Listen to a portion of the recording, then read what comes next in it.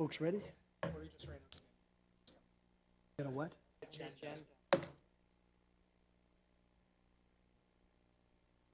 Oh, did I say that? I'm not saying anything. I got trouble 5 years ago, that was the end of it. Okay, we all set? I'd like to call this council and committee meeting to order.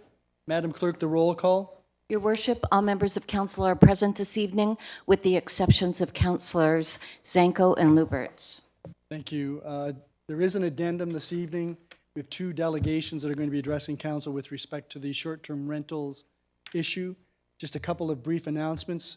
First, I want to congratulate the recipients of induction into the Fort Erie Sports Wall of Fame. I want to congratulate and thank the Fort Erie Kinsmen and the Sports Wall of Fame Committee for holding the annual dinner and nominating and inducting the following individuals to our Fort Erie Sports Wall of Fame: Corey Annette, Janie Renshaw, Ted Muscolzi Jr., Tony Passero, and the 2018 Fort Erie Cannons baseball team Ontario champions. Also wanted to recognize Ray Rosatani and his team and their sponsors and volunteers for putting together this year's corporate challenge. It was quite an event. A beautiful day yesterday. This was held at Bridgewater, and once again, very good participation. The event itself was won by CNP, Canadian Niagara Power. The team from Canusa finished second, and Livingston was third. But the town of Fort Erie won the award for best site, and also best spirit went to Canadian Niagara Power, and the best team attire was Canusa again. And I'm advised by the town's team captain, Victoria Schultz, that it was a great day and there were no injuries, so our record of safe work in Fort Erie continues. And then finally, I just wanted to mention that the town of Fort Erie is a member of the Great Lakes and St. Lawrence River Cities Initiative. This year's conference was held in Sheboygan, Wisconsin. We dealt with a number of issues. The primary issue was the invasion of Asian carps into the Great Lakes. We passed a resolution urging the federal U.S. government to proceed with action as opposed to further studies to create the permanent barrier that would prevent Asian carp from entering our Great Lakes. If that were to happen, the impact on the sport fishery, the commercial fishery, recreation, infrastructure, and the health of our Great Lakes and the St. Lawrence rivers would be catastrophic. Anywhere from $7 billion with respect to the commercial fishing industry upwards. So this is something that has been discussed and debated for about 15 years. Money has been appropriated by the U.S. Congress to pay for these improvements and the infrastructure that's necessary to prevent the invasion. And so we've urged the U.S. federal government to take action. There were also a number of other issues discussed, such as nutrients getting into the waters in the Great Lakes Basin, microplastics, which are becoming a growing problem, and we wish to take action on that. Encouraged to hear that the federal government in Canada plans to introduce legislation that will limit the use of single-use plastics next year. And so that conference will be held next year in Quebec City, and the good work, I'm sure, will continue. Are there any disclosures of pecuniary interest? There being none, that takes us to notices of upcoming public meetings, and there are none. But that does take us to public meetings, and there's a public meeting this evening with respect to the draft plan of subdivision and property rezoning for South Ridge Meadows subdivision. This is a public meeting under the Planning Act. I will ask Matt Kernahan of our staff to provide some background information to council. Then I will ask the developer if the developer or a representative wishes to address council. And then I will ask anyone in the audience who supports the project to come forward. Anyone who opposes the project or has questions with respect to the changes will be asked to address council thereafter. So we'll start, Mr. Kernahan, with you. Good evening.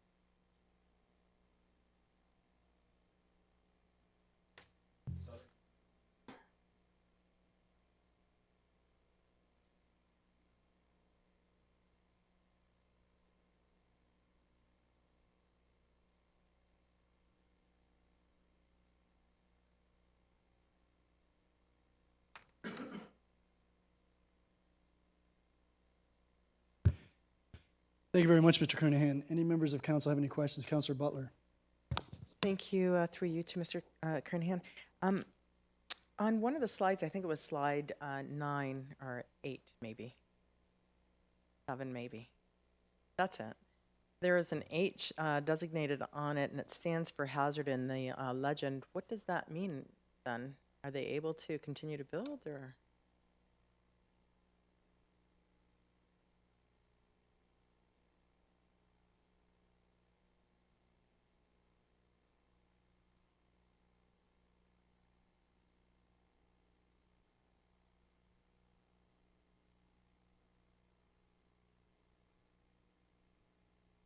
Any other? Councillor Dubonneau. Thank you, Your Worship, and thank you very much, Mr. Kernahan, for your presentation. Just going back to the same slide here, we do seem to have a site-specific R3 zoning here. Could you just perhaps elaborate a little more on what the previous use was? Was there another subdivision that was intended to be similar to this in the past, but that had lapsed, and that we're moving in that same direction again? I'm just curious what the previous use had been.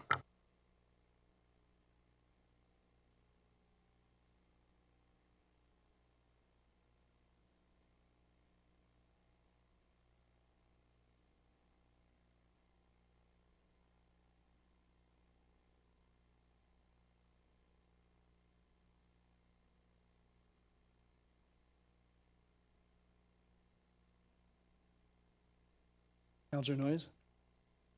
Mayor, through you to the President, thank you for the presentation.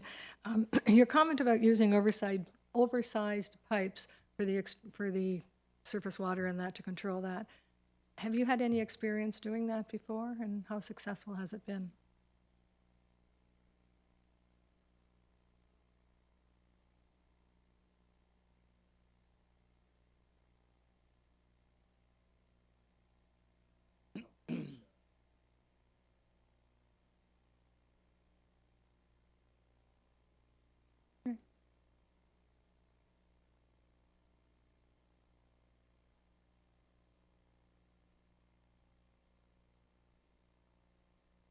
Thank you. Any other councillors? Thank you very much, Mr. Kernahan. Now, if the developer or a representative of the developer wishes to address council, see Mr. White arising.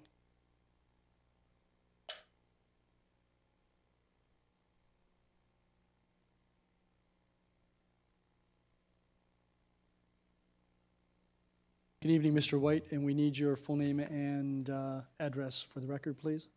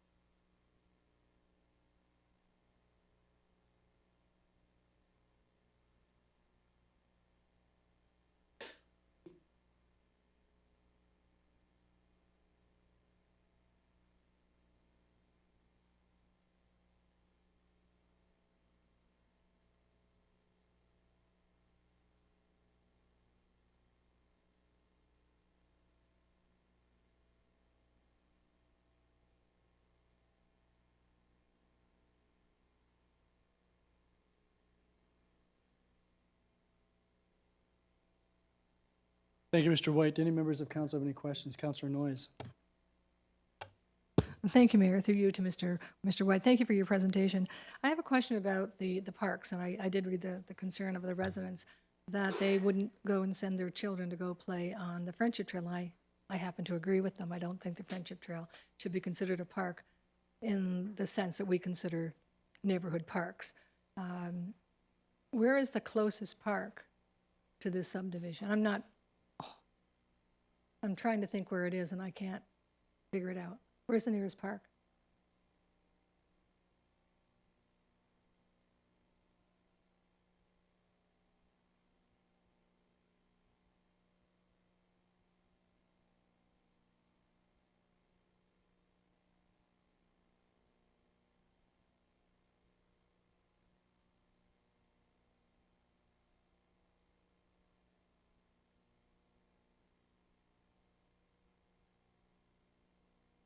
And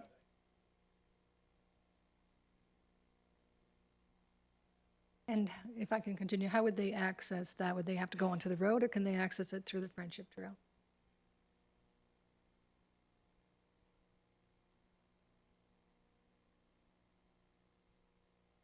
Okay, thank you. Any other councillors? Mr. White, I take it that there's been some marketing done with respect to the ability to sell duplexes?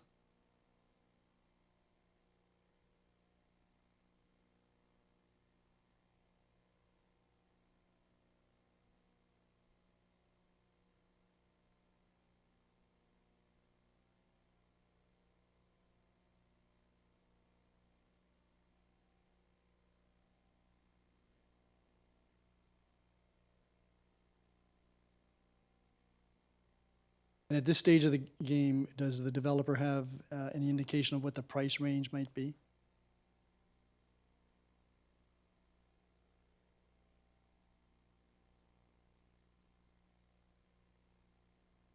Yes, sir. You're Mr. Renda, or yes?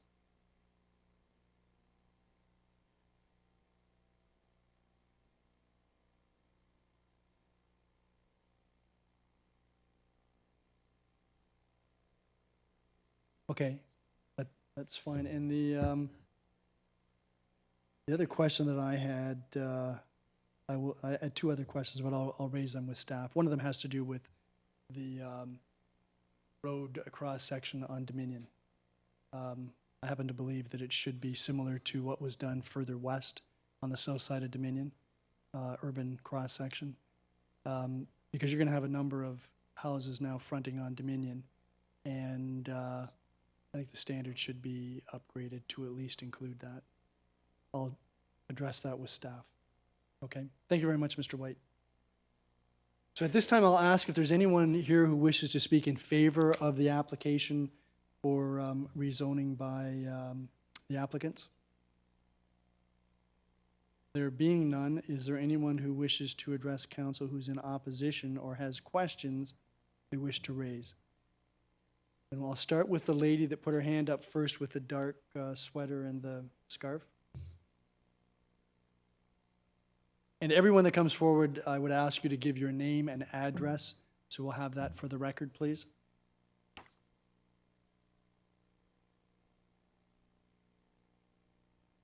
Good evening.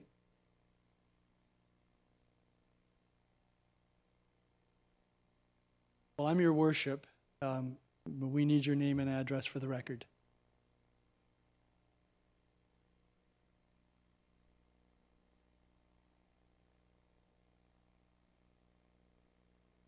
Yes, please proceed.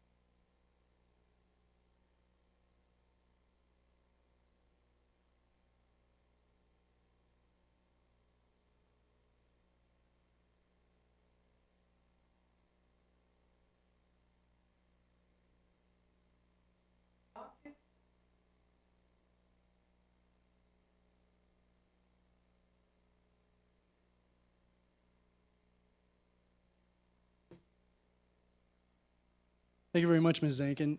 Before you go, there may be questions of members of council. Any members of council? Thank you very much. And we did receive your letter earlier today. Beg your pardon? Today, yeah. So I'm going to stay in the back row, and I think somebody in the back row also put their hand up. So I'll go with the gentleman on the, yes, in the blue shirt, and then I'll go with the next fellow over with the tie. So we'll go first with the gentleman beside Ms. Zankin. Beg your pardon? Yes, you may. Well, okay, that doesn't get picked up by the mic until you get here. Good evening.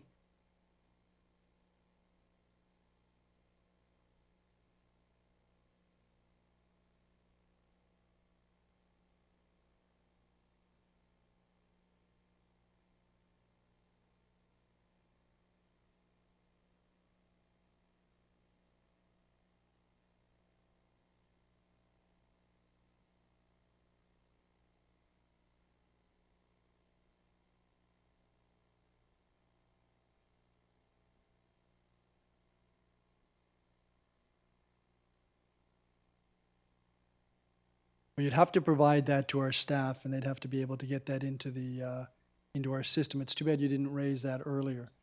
Is Andrew here?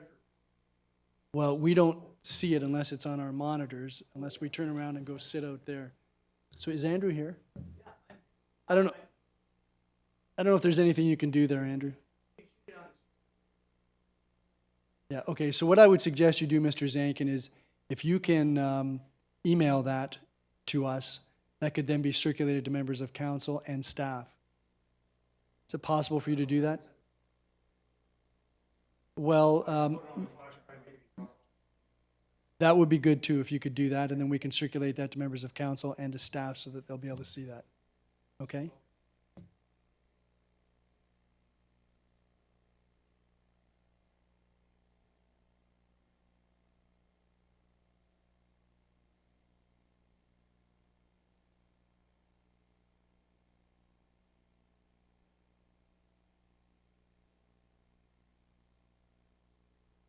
Right.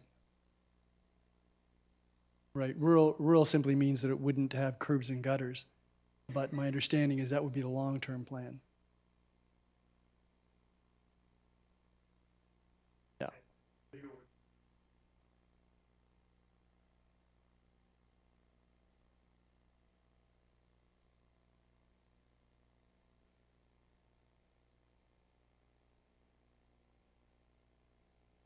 Right. Well, that happens throughout many parts of the municipality where people maintain municipal road allowances. Okay. So if you could advance that to the town hall, your video, that would be helpful, and we'll make sure that's circulated. Now we'll go to the gentleman with the tie. Do you have a tie? Yes. Gentleman with the tie in the back row. It's an unbuttoned shirt. Okay. The gentleman that's fooling the mayor. You please come forward.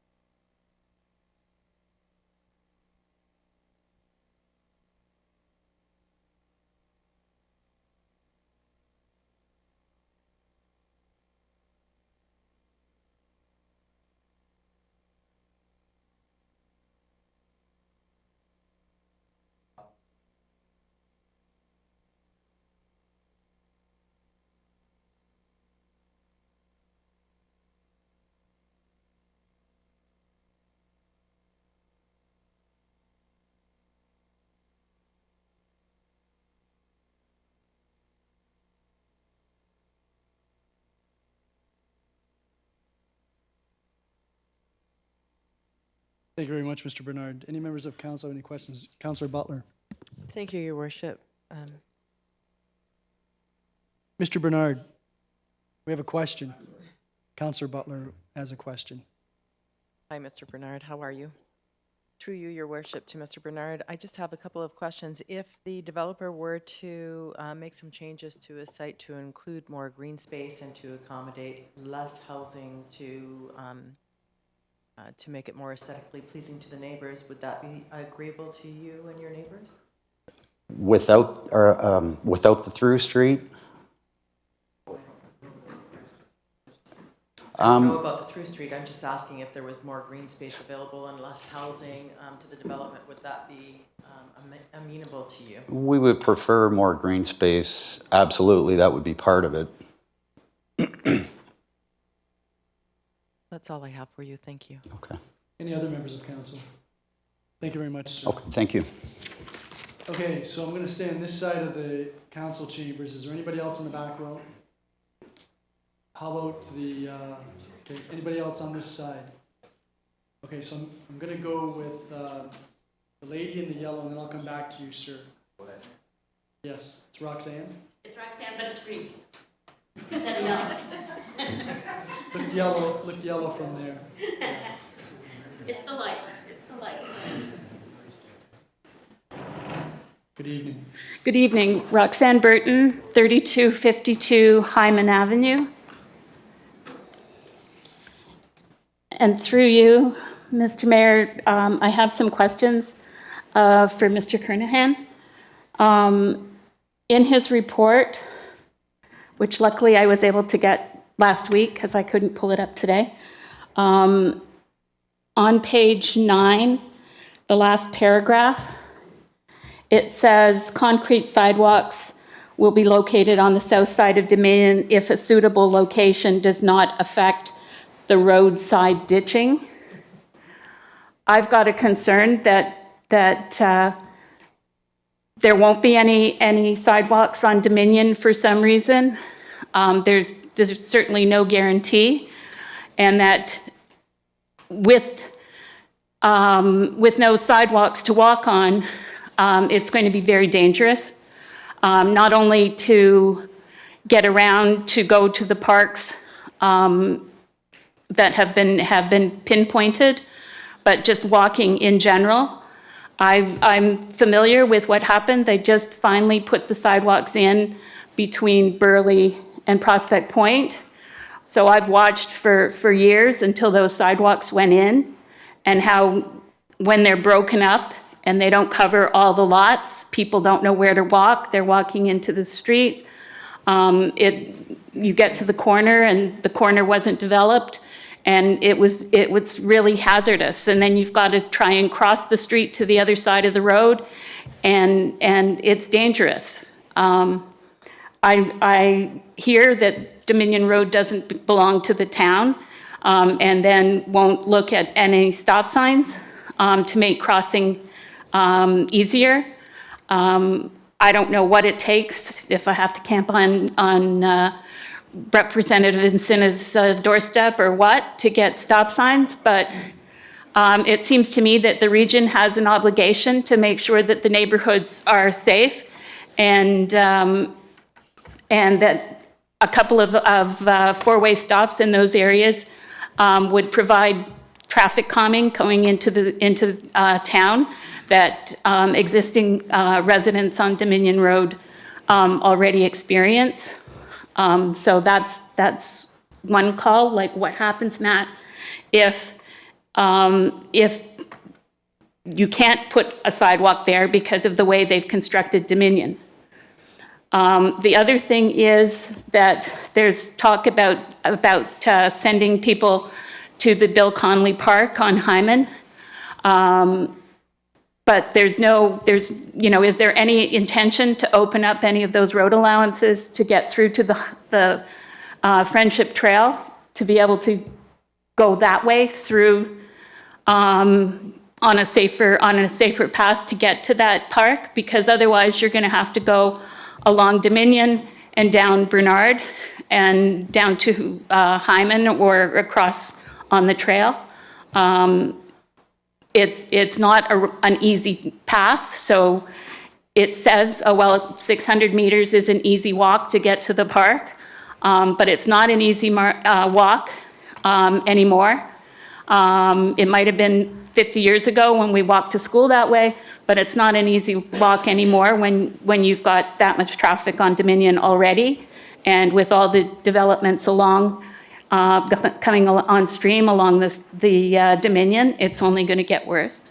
So is there any thought about reopen, or, at least having a pedestrian access to the trail through any of those unopened road allowances?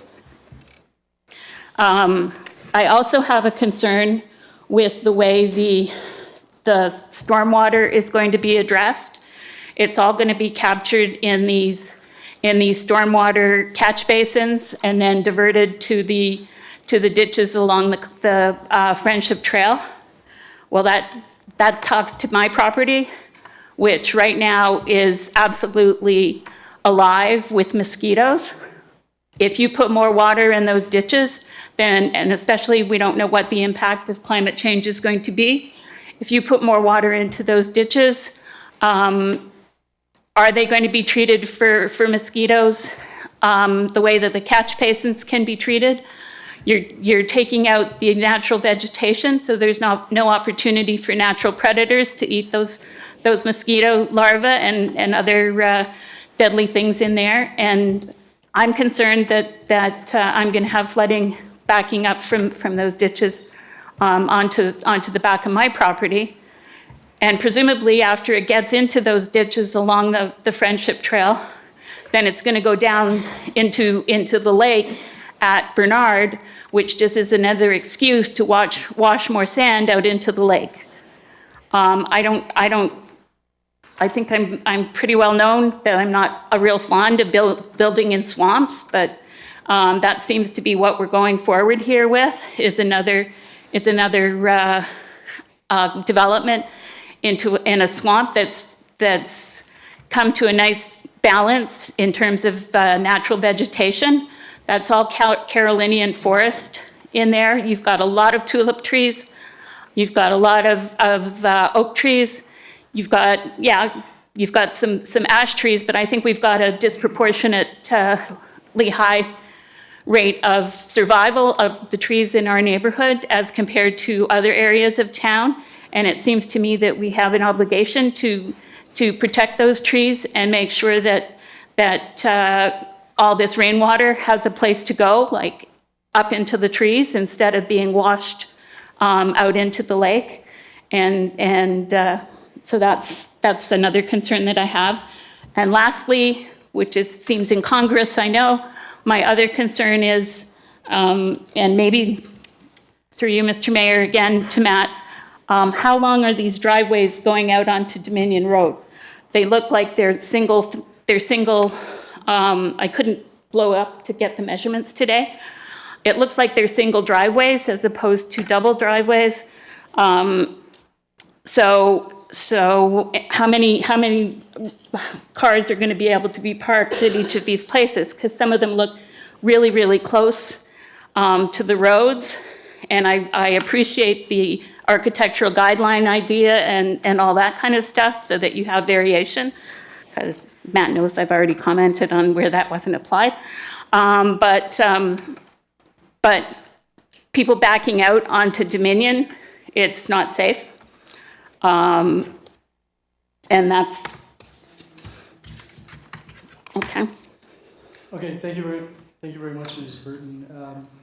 The issues that you've raised will be taken into account by Mr. Kernahan, and I'm sure they will raise some questions by members of council when we get to the report this evening. Okay. But they're all good points that you've raised, and I know that some of them have already been raised with staff. Okay, thank you. Before you go, Yep. any members of council have any questions? Thank you very much, Ms. Burton. Okay, then I'm going to go to the gentleman in the back.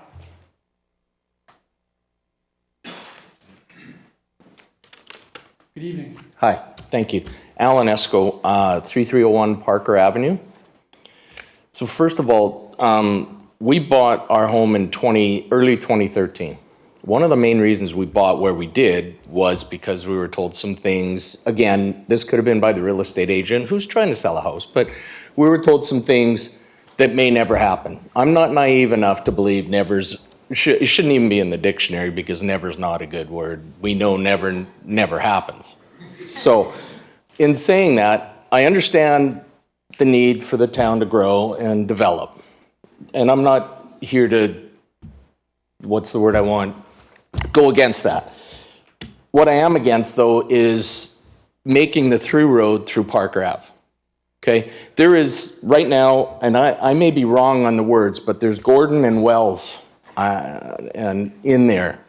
One of them, I believe, is not developed yet, and the other comes off Dominion and leads around to Grove currently. There's nothing on the other side of, I think it's Wells. Why do we have to go through our part of Parker when they could carry Parker the other way and they'd have the same access to what they need to get onto Parker Avenue coming off that side where you're not hurting or, I guess hurting is not the right word, but you're not disturbing a whole bunch of people that, were told some things, i.e. the dead end sign, etc., that would allow things to progress without disturbing a whole bunch of things. The amount of speed and I don't know what the right word would be that goes on Burley right now because of how congested Burley is, how small Burley is, and the inconsideration for people walking on it is unreal. Like on a Saturday when you want to head to the market in Ridgeway down the Friendship Trail to get, and we only have 2 blocks to go to get there, is an experience. And it's a life-threatening experience. And you're asking to now add a sidewalk to take more people over to that experience is not worth it. At some point, my suggestion would be go as far as Bernard. Bernard's much wider that you could put sidewalks to walk on.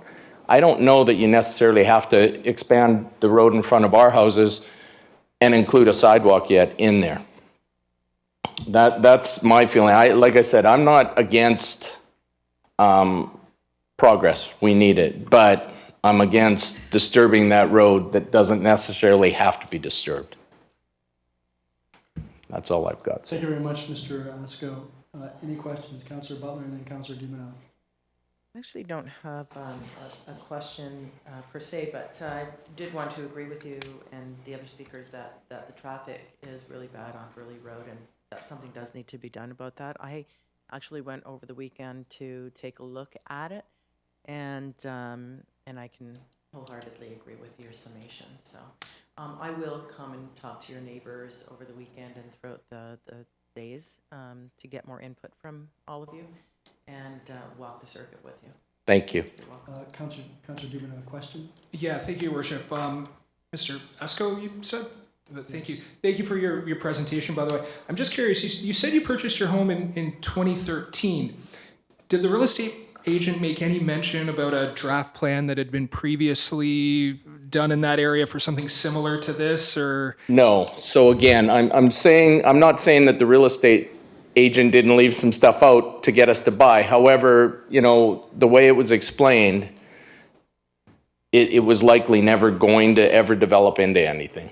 Okay, but a long-range plan would tell different. I'm not, like I said, I'm not naive enough to believe that, and I'm not going to accept the word never because I don't think never exists. No, and I agree with you there. I think a lot of people have been caught off guard with some of the pressures we've seen. There's a lot of nevers that have turned into maybes and then into sure things. So I was just curious if that had been mentioned to you, and No, and again, 2013 was some time ago. Yes. That I'm not going to say that I could quote word for word verbatim what was said, but I'm just telling you what we believed was going to happen. And again, we're not disputing that progress has to happen. What we're disputing is the way it happens. No, and I appreciate that. Thank you very much. All right, thank you. Thank you, Mr.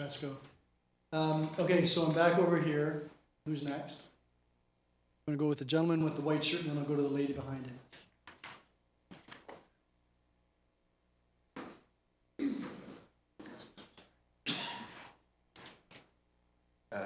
Hi, Your Honor and Council. My name is Paul McCurdy, and I live at 3280 Dominion Road.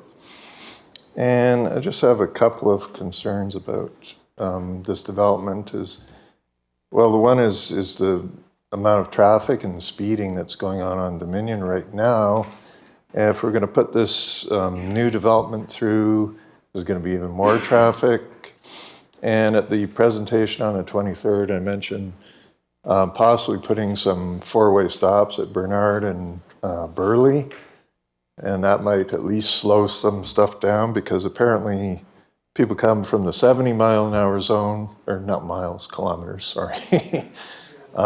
Kilometer-an-hour zone to the 50 where it transitions, but unfortunately they don't seem to be making that connection that it's a 50 zone there. So that's one thing. And the other thing is the lack of a playground for kids in this development. And they're saying, well, it was already up on the presentation that you don't need one because they got Shag Park and that other park, which I forget the name. But there's no sidewalks on Dominion past Charleston, and there's no sidewalks going up Burley to Shag Park, and there's no playground there anyway. And if you want to go the other way, to go down Bernard to that park on Hyman, there's no sidewalks there either. So again, this has been mentioned before, but it's not very safe walking along there outside the sidewalk zone. So those are my two concerns. Basically, I know it's been addressed already. And I understand Dominion is a regional road, but Bernard and Burley are, I believe, municipal roads. So I know you'd have to coordinate with the region to put four-way stops or traffic lights or whatever in there, but yeah, I mean, I don't know how to contact the region, but like you've got an intersection with the municipal and the regional, so you both have to coordinate with each other to do something like that. Can I get the spelling of your last name, sir? It's MCCURDY, and it's a small c, capital C. Right. And your address on Dominion again is? 3280. Thank you. Any members of council have any questions of Mr. McCurdy? No. Okay. Much. Thank you very much. And then the lady in the back row.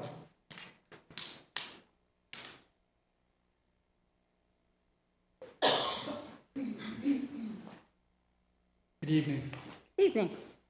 My name is Wendy Williamson. I live at 3318 Grove Avenue. My backyard is on Parker. I have from one street to the next. I have one of the original cottages that was on that property. She sold her homes next door for $1, and those homes are still there. We have lived here for 32 years, raised our family, who have now grown. And we moved here from Old Town, which is Niagara Lake. We came here because we had a small community that was no longer a small community, and Ridgeway was the town that we really enjoyed. The most concerns I have is Parker, but also the fact that the housing is getting too tight, too fast. Make it smaller, the houses a little larger, a little more reasonable for local families to try to buy a home. It's getting very difficult.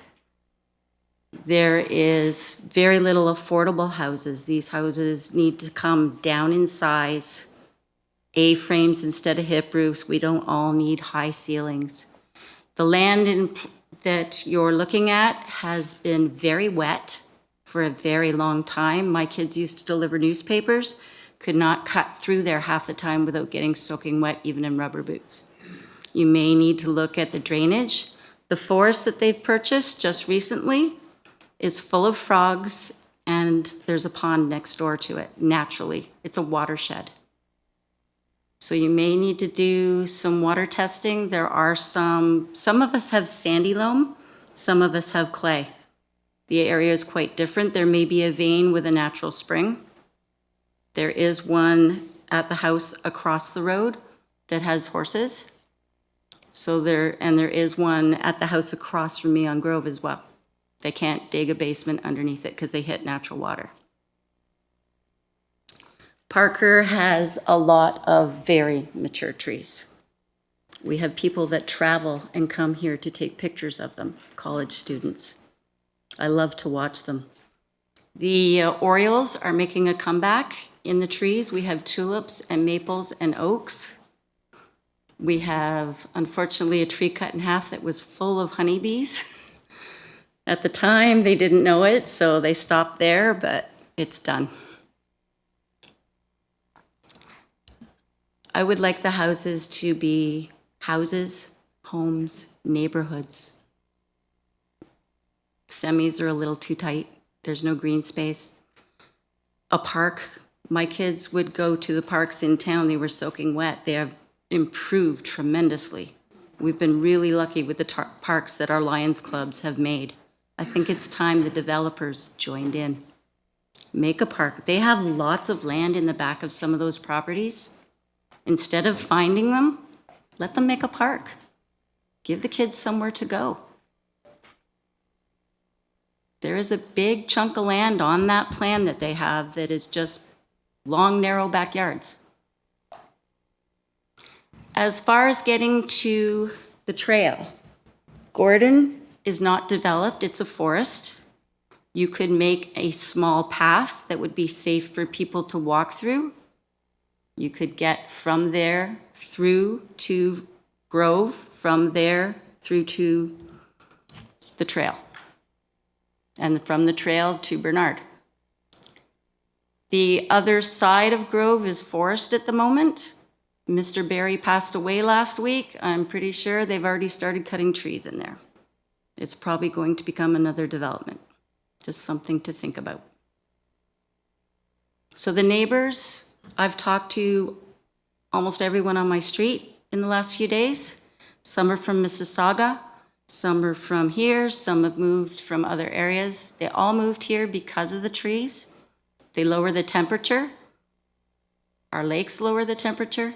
This is a cool, comfortable place to live, and we're filtered from the pollution from Toronto, Hamilton, and Buffalo because of the trees.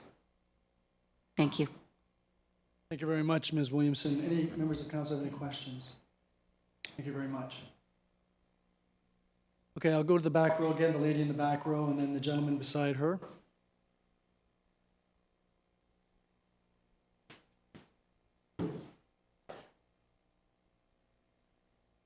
Hi, my name is Lisa Hamilton. I live at 3309 Parker Ave.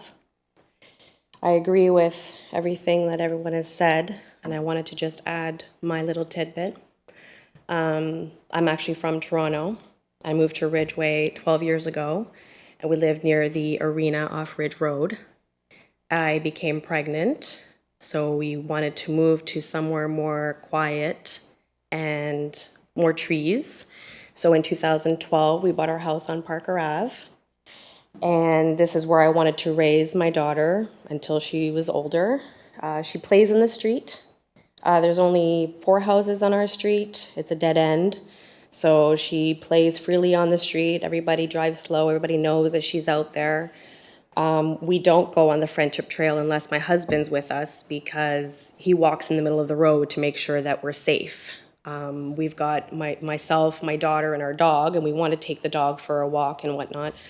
But it's very dangerous. My husband's always yelling at drivers to slow down because it's not that far from the stop sign, but they speed to the stop sign. So the minute we leave our street, we're kind of like lining up and watching out for ourselves. But so we play on the street, and my dog actually enjoys that field that they're going to build houses on. He runs around, and we play catch with him there because, like I said, it's kind of not safe to take him on the Friendship Trail just by myself. We'll lose probably about 20 feet of frontage if you have to. Our road is already narrow. You have to kind of move over to let someone else go. We drive slow, but I think we'll probably lose about 15, 20 feet of frontage property, which means Mr. Zankin will lose his driveway, probably some of his garage altogether. When I did buy the house, we were told that the water didn't go through. So obviously I didn't know anything about that, but I believed it, and I figured it's always going to be a dead end. Then 2 years ago, the dead end sign went up. So I thought, okay, well, that's for sure. That's good. The subdivision plan went up. I understand that there has to be development. But when I heard that they were going to go through and make our road wider and longer and more busy and more congested, then I became concerned, and that's why I thought I should come to this meeting and just say how I feel about that situation. Thank you very much. Any members of council have any questions? Councillor Dubenel. Yeah, thank you, Your Worship, and thank you very much for coming forward and speaking to us. I'm going to ask you the same question I asked Mr. Esco earlier. When you bought your house in 2012, did your real estate agent make any mention of a very similar plan to this that was also in the works at that time for cities? No, the only time I knew about it was there was a sign on Dominion Road. Okay. And I thought, okay, they're going to put a little subdivision. I just thought maybe it would take a long time, because I remember calling the town and asking about it, and they said, oh, those things take years before they get approved. And I was like, okay, we'll see what happens. And then yeah, well, it happens, right? So, and then I thought, well, they'll just do the road allowance off Dominion. And then my husband and I keep talking about they should have a 4-way stop at Burley and Dominion, because a lot of cars are turning and there's a lot of traffic. It's fast. There's new houses that went up on Dominion. So I thought maybe a 4-way stop. Then you could allow for people to turn into their driveways if on Dominion or whatnot. There is other ways of accessing that subdivision. I do think it's really congested because, like I said, I live across the street from that open field. I can't imagine all those homes going up. And then again, you have all those people driving through Burley, and I just think it would be unsafe. And the trees really are beautiful. You said you did see that.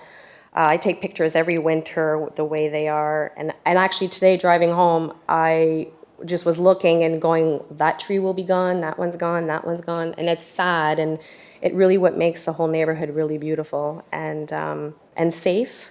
And that was why we moved there in the first place. So I'm pretty sure there's a way to build that development without, destroying the road and our driveways and our gardens and our safety. Like, you feel safe, and we all look out for each other. Like, when there's a car driving, we're all neighborhood watch. So if there's a car driving, my dog's barking, and I know who it is, and we all kind of, someone's in your driveway, do you know who they are? Like, but now there'll be so much traffic. I think my dog will just be barking constantly.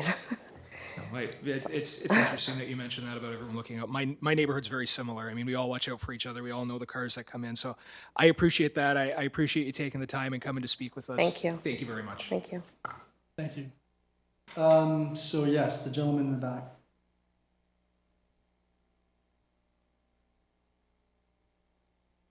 Good evening. Good evening. My name is Jerry Van Bussel, and I'm at 3315 Parker Avenue. And yes, definitely, I'm opposing the extension from Parker to Burley. Now, I've been in my home for 12 years. And the reason why I moved there is because the way it is now. It's beautiful, it's nice, calm, and most of all, the best neighbors I've ever had, and hope to have, to continue that. Now, the other thing that I would like to say is doing this extension on Parker, it's going to create even more problems, I believe, with safety. It's not going to be safe. Increased in traffic flow, and most of all, losing what we have is the green area. Losing that completely. And that's all I have to say.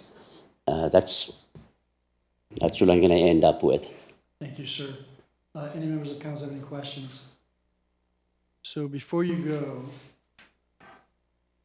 you're just in from Burley, and there are two houses to the east of you on Parker. Yes, correct. There's a section that's not open. Well, I guess it's not quite a section, but it looks like there's one large lot, then further to the east before you hit what would be the road allowance, the Gordon road allowance. You know exactly Right. where the Gordon road allowance is in relation to the checkered sign that's been erected on Parker? Do you know what the distance would be? No, I wouldn't know what the distance is there, yeah. Okay. Okay, If there are no other questions, thank you very much, Mr. Van yep, Bussel. thank you. Okay, and then I'll go to the next lady in the back row.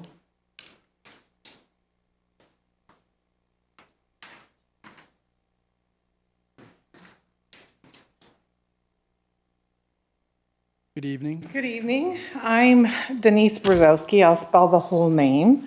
Denise is Deneece.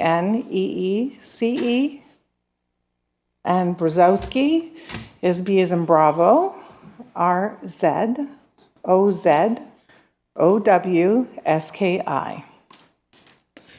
It's a crazy name. What can I say? I'm actually, with my husband, a newcomer to this area. We live at 342 Burley Road. So we're kind of the single family home that sits just as you go to turn left onto Parker.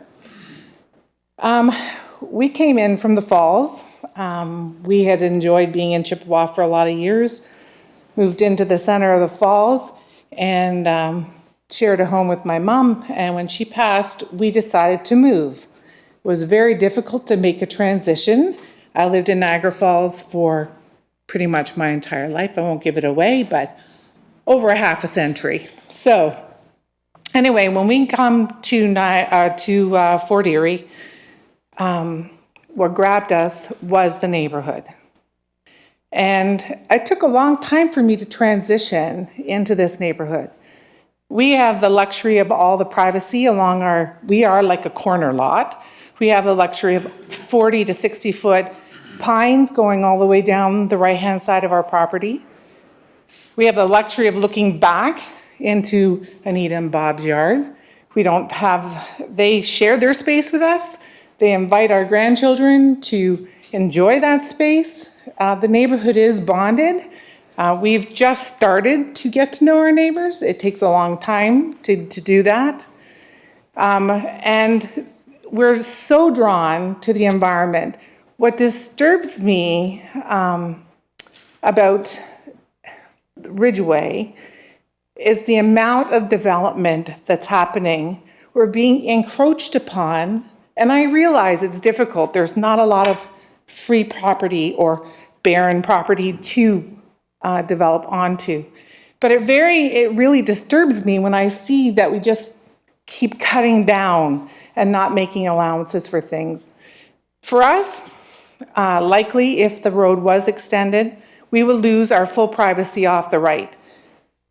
It's kind of unconscionable to know that in a society where we're trying to protect our environment and not cut down trees and keep our watersheds moving and doing all that kind of stuff in a responsible manner, that we would consider doing that, to me, just doesn't make sense.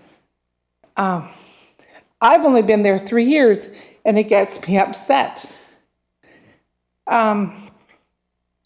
We have a habitat for so many things, and we need to say somewhere, and yeah, development is going to happen, but if we do it responsibly, with water and drainage and keeping as much of our habitat around as possible, then I think that we can do this in a responsible manner.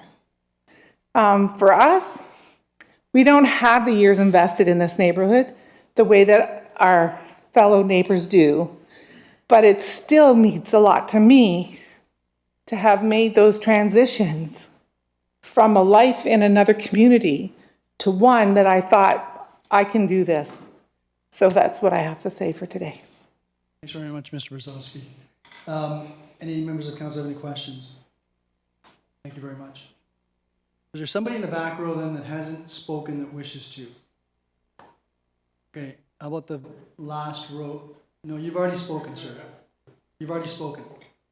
Anybody in the last row of this side? Anybody in the next row? I know everybody here, so how about this side?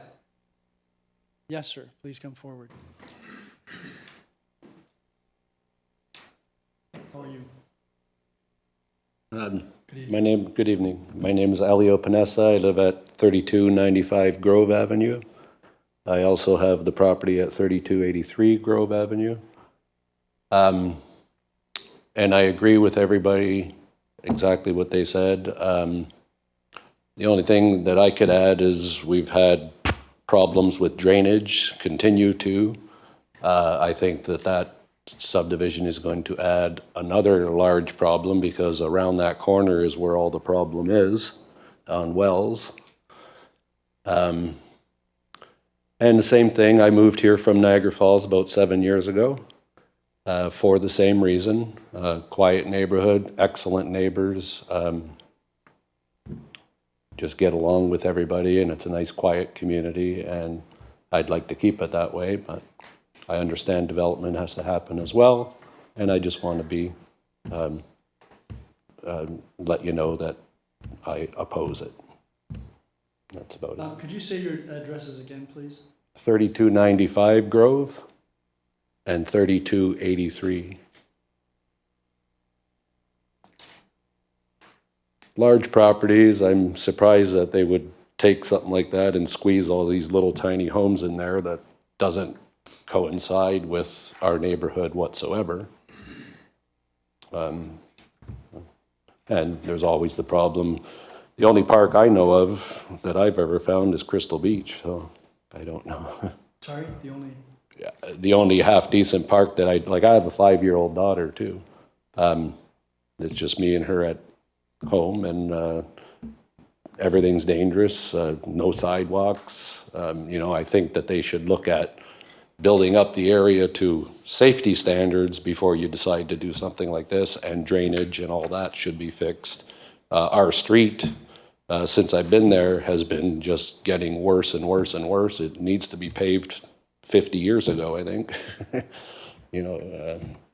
It's just, it's a mess. And I don't agree with any of it. Okay, any members of council have any questions? Thank you very much, and it's Pownessa, right? Yes. Okay, thank you very much, sir. Thank you. Is there anyone else that wishes to address council with respect to this matter? If not, then I'm going to declare this public meeting closed, and the process is council will be looking at the information report that we've received from staff that most of you have had an opportunity to look at, and then we'll be asking questions, and then staff will take everything that was said this evening, all the questions that were asked, all the issues that were raised. They'll be listening to what council has to say, and then eventually they'll be having further dialogue with the developers, and we'll be coming back to council with a recommendation report as to what we should consider doing as a council with respect to this development. So thank you very much for the input that all of you provided to us. Quite aside from those of you who spoke, we've also received a number of emails with respect to this, some of which have been reflective of what you've raised. So thank you very much. This public meeting then is closed. And that gets us to our agenda. So we have a consent agenda. Are there any, can I have a mover? Councillor Dubineau. The consent agenda is on the floor. Are there any questions or comments with respect to any of the reports contained in the consent agenda? Councillor Noyes. Thank you, Mayor Redekop. Just a quick question on CS 06-2019, about Don Fulton and Sons, the extension of the agreement to operate the food concession. Yep. I'm just wondering, was that ever made public to ask? I believe that it was. Mr. Walsh, would you know that? Yeah, through you, Mr. Mayor. That was procured as per our policy, which is a full public documentation procedure. Thank you. Any other questions? All those in favor of the recommendations and the reports in the consent agenda? None opposed, that is carried.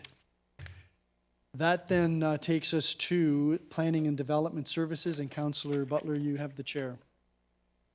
Thank you, Your Worship. Planning and Development Services is now open. We have an addendum today for presentations and delegations. The first presenter or delegate is Brian Keenan. If Brian can come to the podium.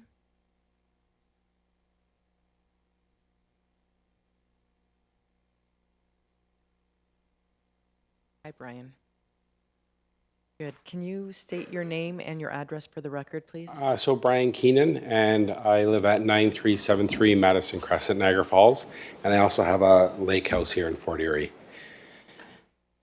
So I just want to just talk about the round table around the vacation rentals. I think this council moving forward and going the way they've gone on this topic is brilliant. Have a conversation, get the information. I own real estate throughout the area, St. Catharines. I was a big student landlord, had about 80, 90 houses there. I own in Niagara Lake, I own in Ellicott, New York, I own in Fort Erie. When I bought in Fort Erie, I told my friends I bought in Fort Erie, and they're from Toronto, and they're like, Fort Erie? And then they came down here, and they're like, wow, this place is incredible. And a little side note is, my family has, like, I go to the place. I eat at the South Coast. I go to Vatican. I'm here 100 days a year plus.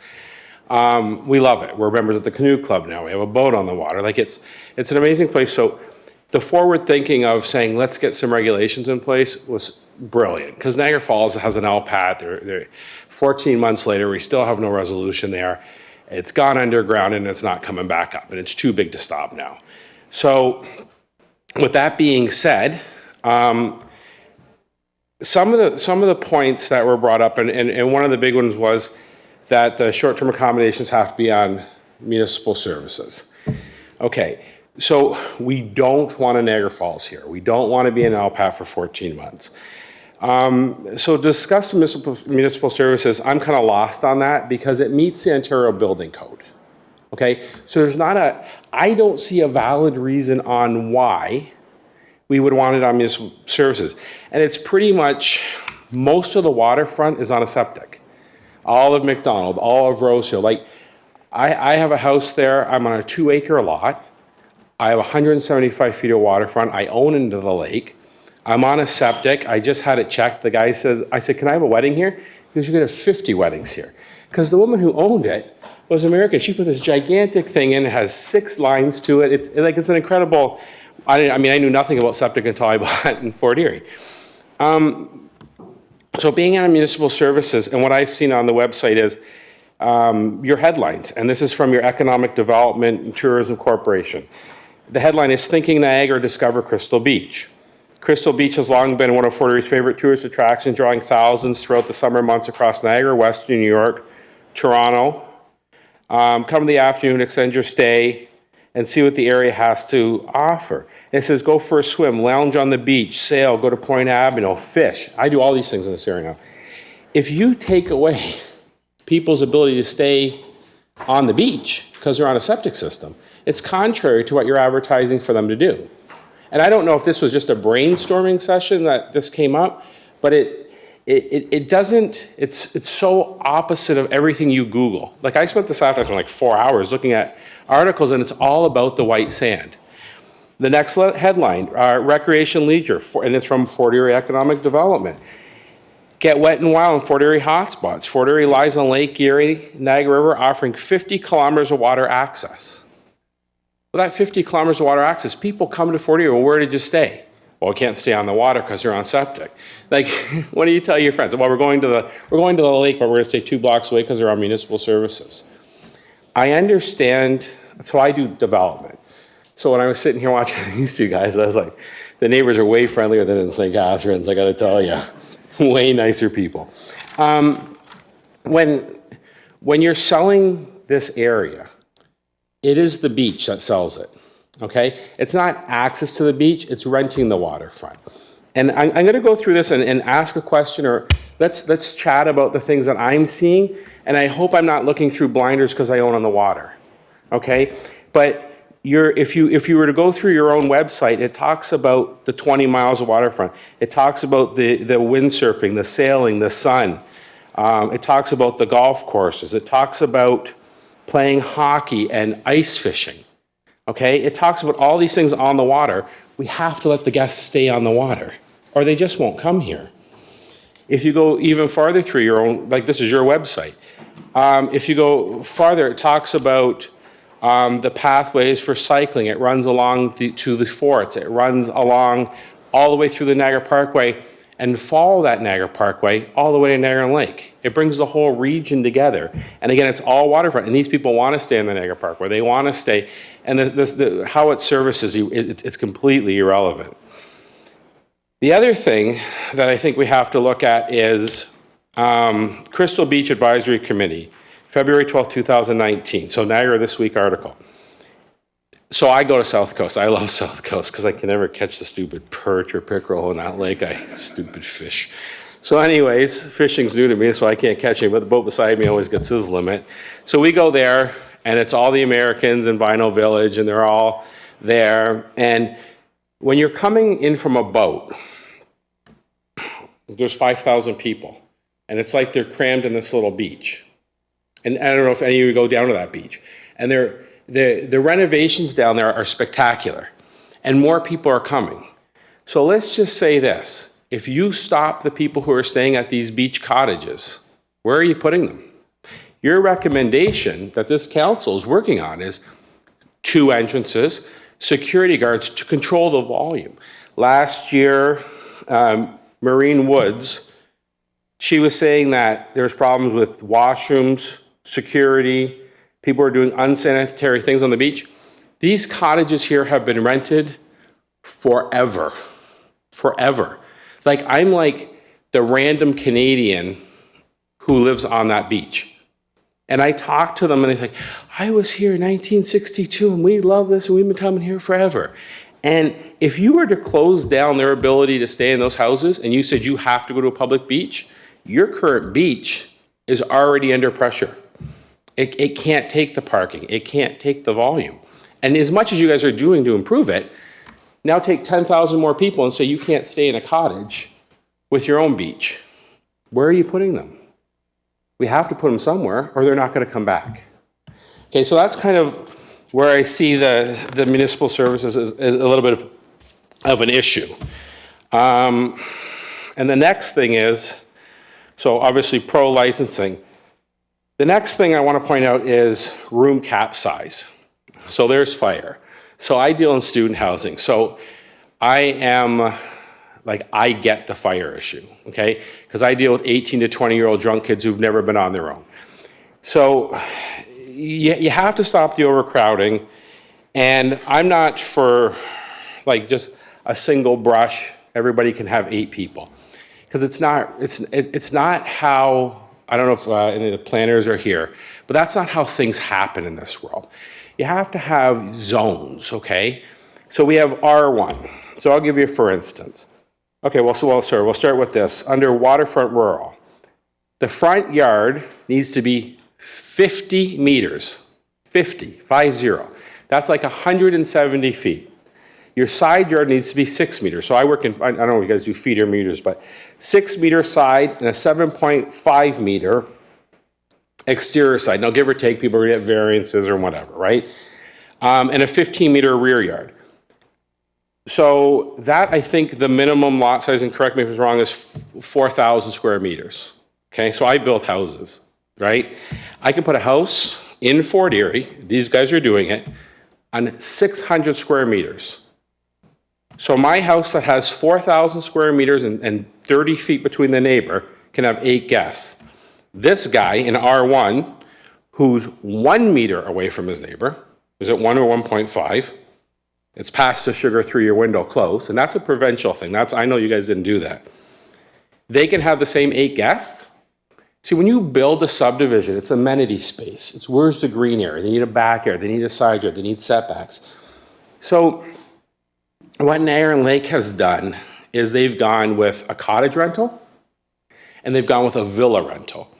So a 3-bedroom house in Niagara Lake, you can go get a license, fire comes and bylaw comes and they do an inspection. The dwelling that is being rented must be considered for what you're allowing people in. Because if this is the fire and he's going into a 2-bedroom cottage and there's 8 people in there, and there's 1 door and they've got a 1 meter side yard and 1.5, he's not getting 8 people out. He doesn't have access from trucks. He doesn't have access. There's no room to work. I have 2 acres And I'm gonna be under the same, I have 3,500 square feet on 2 acres with 20 meters on each side. And I'm gonna be allowed the same 8 guests as a guy who's on 400 square meters? I'm 30 times his size in lot coverage. And I have amenity space, I have buffer space. And then you have to think, if you get them all in a row, do I wanna have these 6-meter backyards with 8 guests, 8 guests, 8 guests? It's gotta be reasonable, and it's gotta follow your policy. Your policy states we need amenity space. If it's a 2-bedroom house, don't license it for 8. Okay? You don't wanna overcrowd these small houses. And listen, once you guys finalize this, I'll buy them down there, but I'll just play by the rules. But make the rules so they're safe, because you don't wanna do it and backtrack. Let's just go forward how we're going, take 5 minutes, and let's do it right the first time. Talk to fire. There's a firefighter right there. He doesn't want to run into 800 square feet with 8 people. They don't want to. Okay, so that's my opinion there. And the R2 zoning, just give you quick numbers. 15 meters, 510 square meters. Okay, 510 square meters is like a 20 wide by 30 deep. That's what you're getting. It's nothing. It's not built for 8. So the product has to fit the use. Okay, and I'm the guy filling it for revenue, and I'm telling you, let's not overpack them. Okay, so that's on the side yards. Okay, the next point is 150 rental days.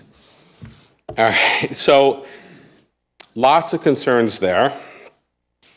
One, how are you going to enforce that? You're looking to spend money chasing. If you're going to ask them for their QuickBooks or whatever, you're not going to get the truth. You're leaving homes vacant. Okay, so there's an insurance issue there. And then I think another big issue is the mentality of, if you could enforce it, which I don't believe you can, just from a staff perspective, if you could enforce it, then are people going to take the 150 days and say, well, I'm going to take the baseball team and the bachelor party because I got to make revenue because they're shutting me down for 58% of the year? Or is the guy going to say, yeah, I'll take 2 people at $300 a night because I can rent all year. I can rent all year. So you want to watch on the limitations you put, because people are going to get the revenue they need to survive. Okay, and that's just what they're going to do. And we don't want to spend money chasing it. Yeah, I think we just keep it simple and it'll be successful. Okay, local economy. Oh my God, the money we spend in this community now. Howard Realty did $150 million in properties and they sold 160 houses last year. That's off their website. South Coast, 365, Zia's Pizza, The Place, Buffalo Canoe Club, Ming Tay, Happy Jacks.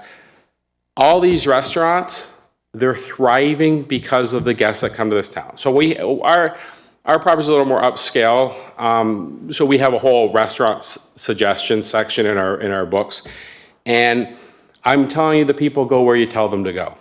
Okay, so when we recommend these places to go, they go there and they spend money. And then because we're invested in the community, like I eat at 365, I love that place. Oh my God, it's so good there.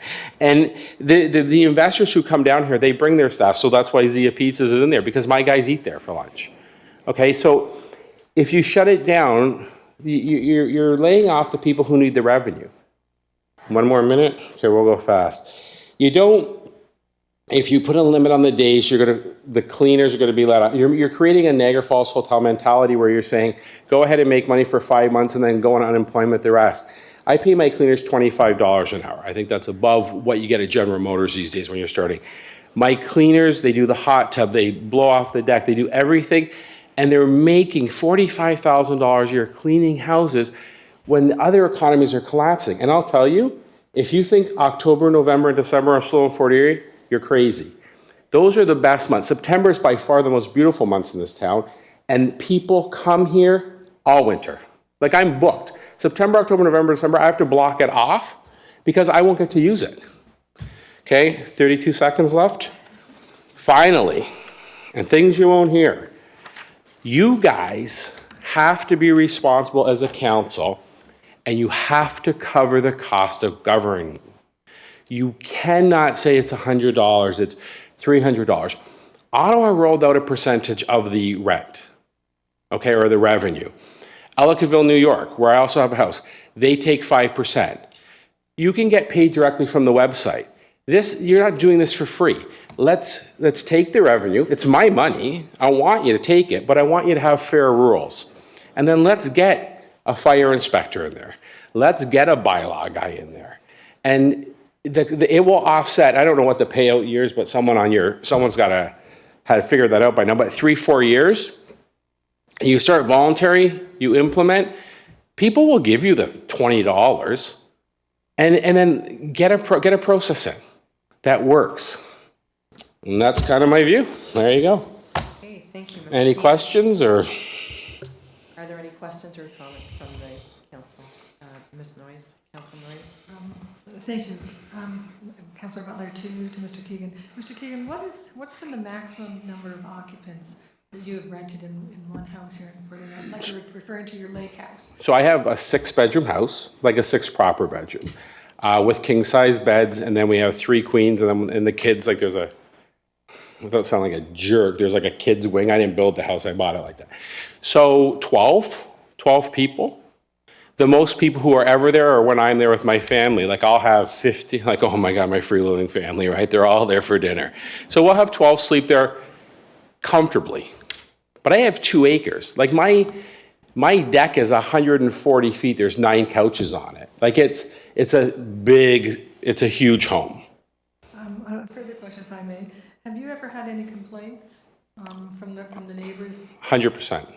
Yeah, absolutely. Have had. Yeah. And what have been the nature of those? So we had a car go up the wrong driveway. So what we did was on Amazon, they sell solar address signs.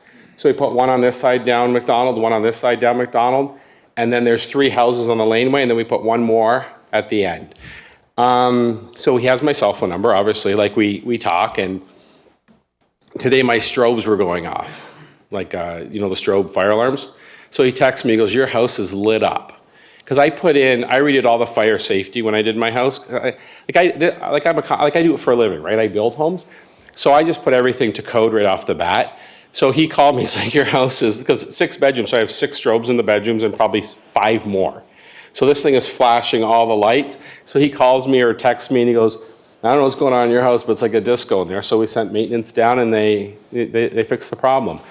If there's a big issue, like I have a lot of money invested in real estate, call the police. Nobody wants a bad tenant. No one's renting to say, oh yeah, have a party. Like I get people who say, can I have my wedding there? Can I have this there? No. Because I want to, in 10 years, I want to sit in that deck with my neighbor and have a beer and say, hey, you know what? And have good guests.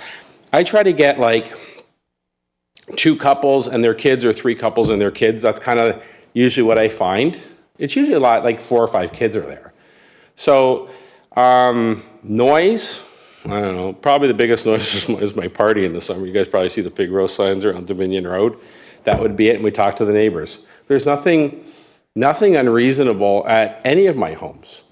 And I think the key is, and I know Niagara Lake does it, is they put a contact number on a website. So if you have an issue, you're approachable via email all day.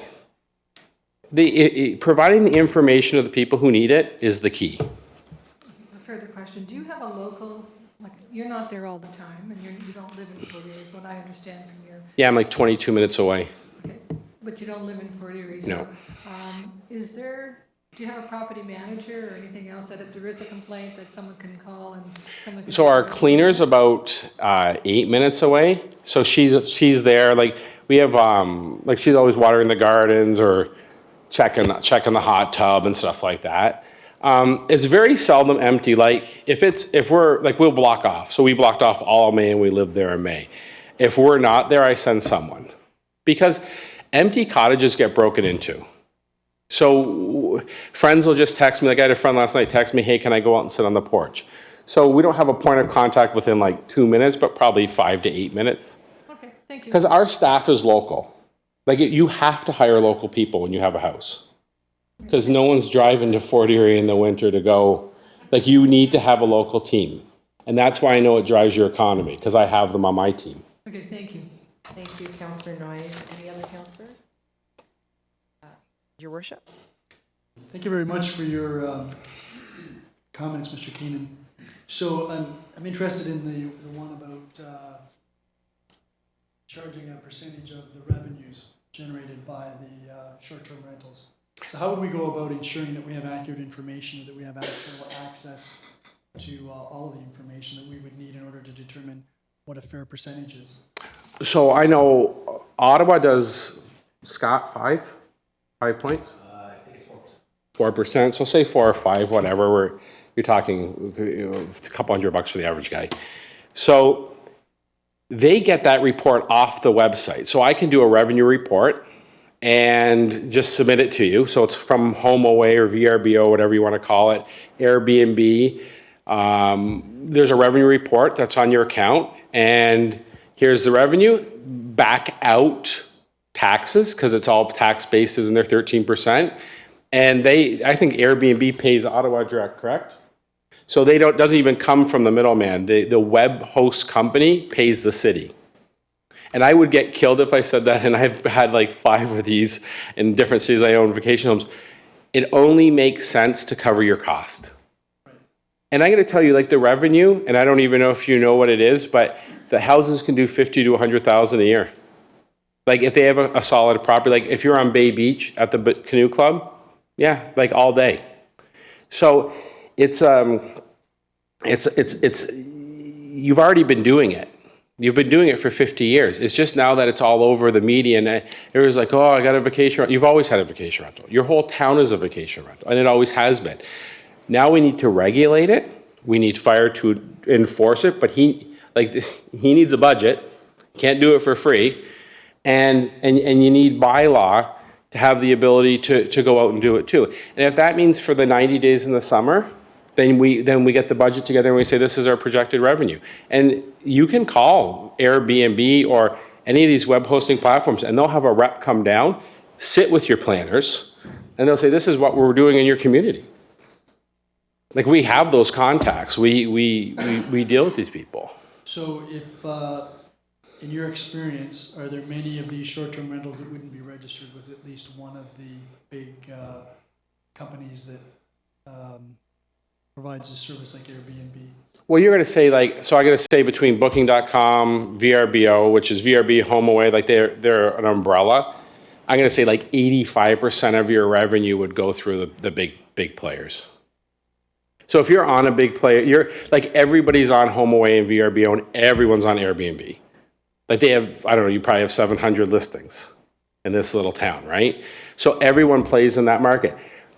A lot of the people who, and you guys can determine this too, revenue at taxable. So there's a lot of people I know, like, not personally, but I know there's a lot of people who say, I'm going to supplement my income and I'm going to rent out a room to make $300. And that's like literally the difference of cost of living.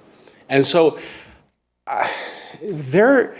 you might want to say revenue after 5,000, because the last thing you want to do is take away that little crumb that's getting people through, like, that have retired or lost a job from a factory, and because this area is depressed, and I don't know, I see it because I grew up like that. I grew up in a rough neighborhood, so that little bit of revenue, you guys probably want to find a fine balance of where it's worth you collecting it.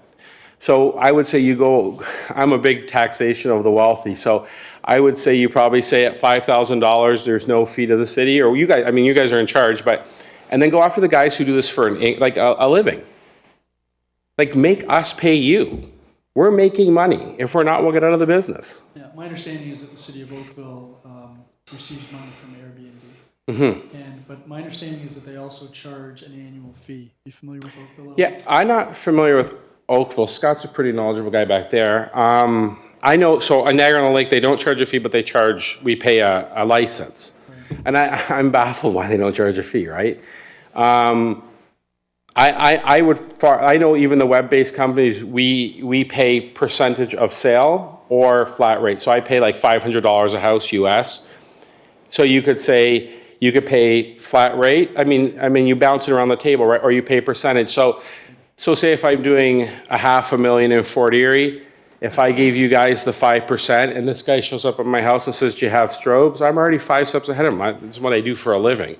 So it funds him checking me. It puts myself at ease that I've had a pro check it. And the other thing is have all insurance policies should name the city. Like all these houses are operating and you guys aren't named second on these insurance, you should all be named. Like in Niagara Lake, we have to name the town.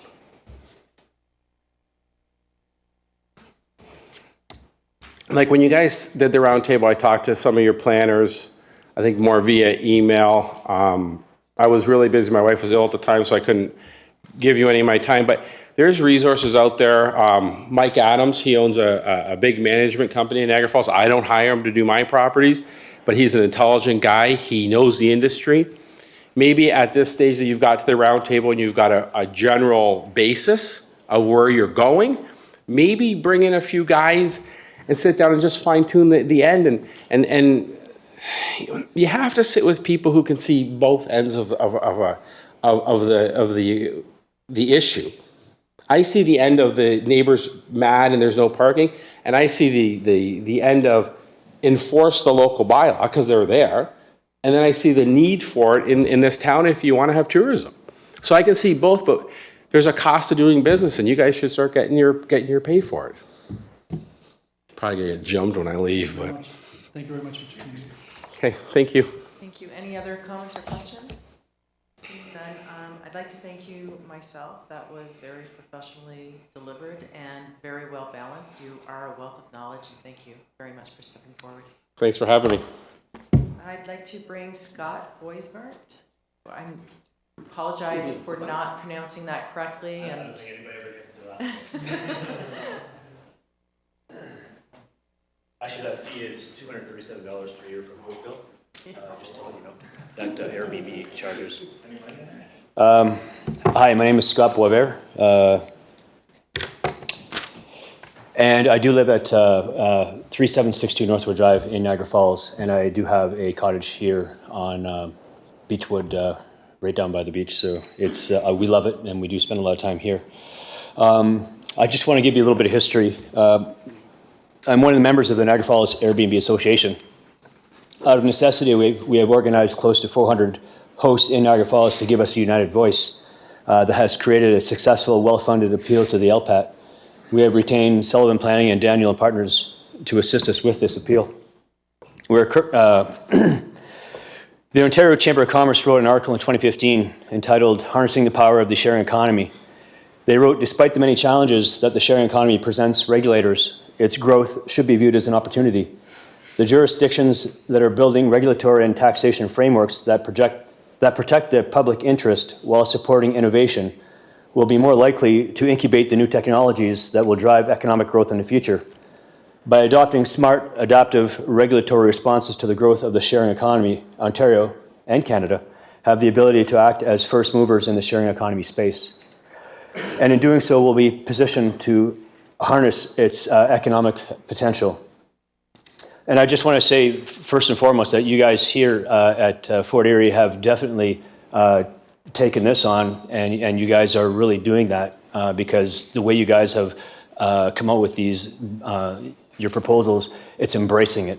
And it's so much better than how it is in Niagara Falls. And it shouldn't be like that in Niagara Falls. I wish they would take a page out of your playbook here. So here's just a few mind-boggling stats. These are only from Airbnb. Don't take into consideration VRBO, Booking.com, or any of those. So the numbers are actually significantly higher. In 2017, Niagara hosted 163,300 guests, staying on average 2.69 nights. The hotel industry has less than 2 nights stay that they have. The host earnings were a combined $16.7 million.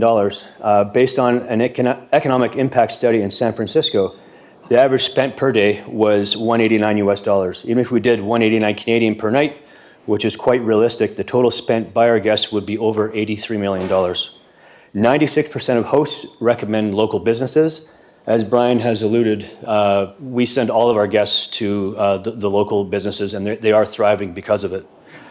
38% of that money stays in the local neighborhood, which works out to be about $31.5 million. As hosts, we employ or directly support thousands of jobs here in Niagara and in Fort Erie. At the time, we spoke with a lot of the things that people had issues with was parking, garbage, and noise. And we were speaking with Councillor Kim Crater at the time, and he said in Niagara Falls, the regulations came about because of 44 complaints that were received that ranged from noise to parking and garbage.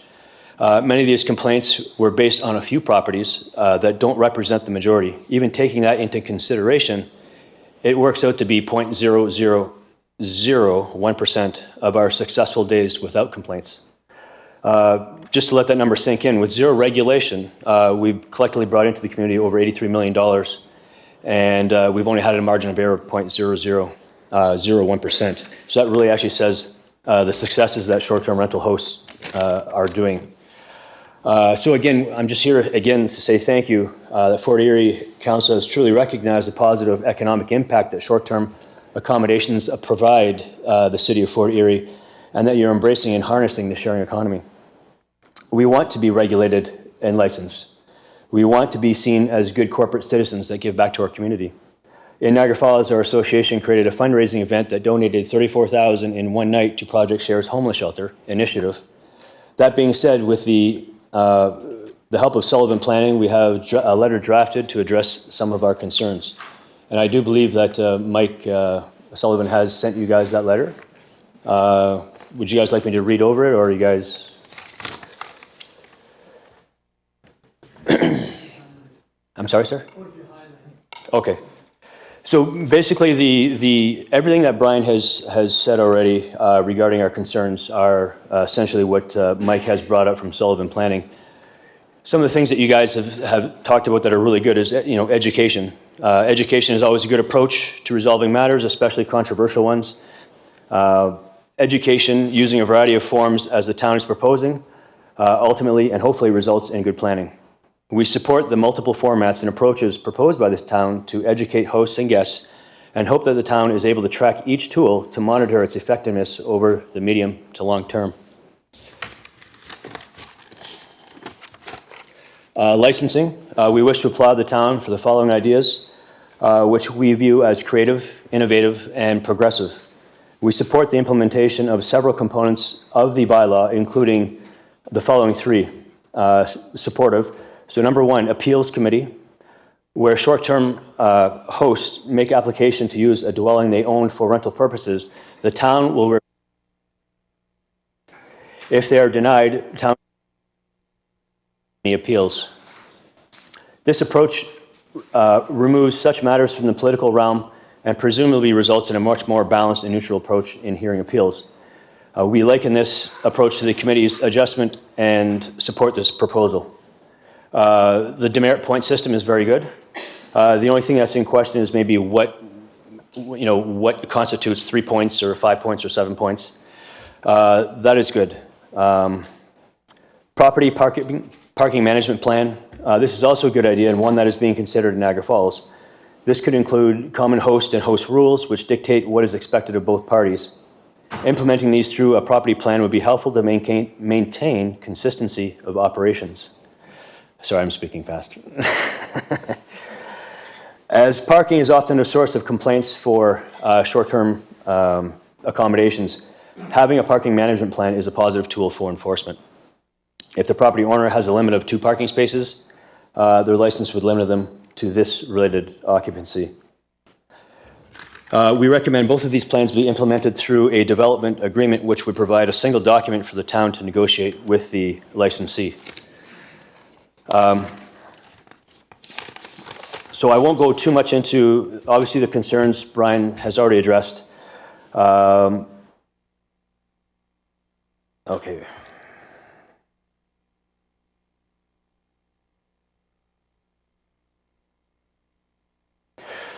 Okay, so the one big one is the full municipal services. Even though our property is on municipal services that we have here, Brian has brought up, quite well that this would be a detriment to, having people stay here in the community and limiting them from the waterfront properties.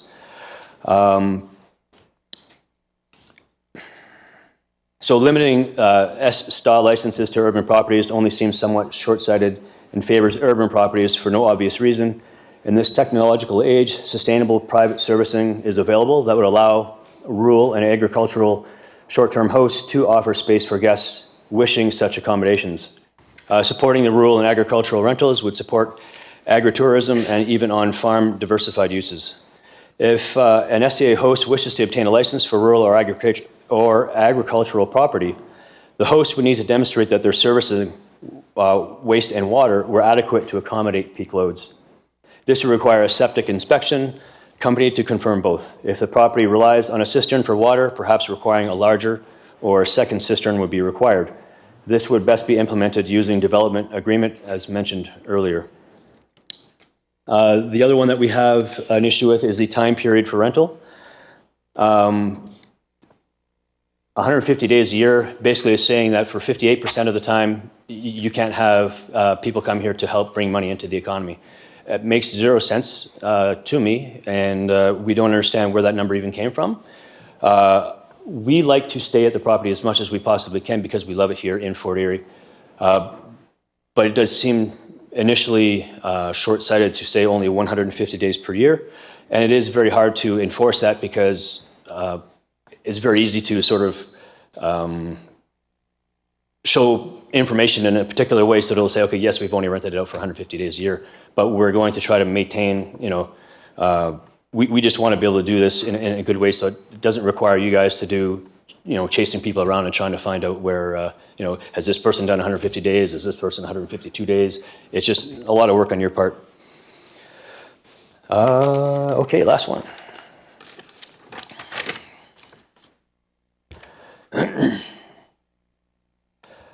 You know what? Everything else has been said by Brian that I have here, so I'm not going to repeat it. In closing, so I just want to thank you for the opportunity to provide feedback on the proposal and short-term rental licensing and enforcement bylaw. We trust that our comments are well received and assist the town in creating a well-considered and effective bylaw for implementation. Our noted concerns, we believe, with proper management can allow for successful implementation and low-cost enforcement through the town.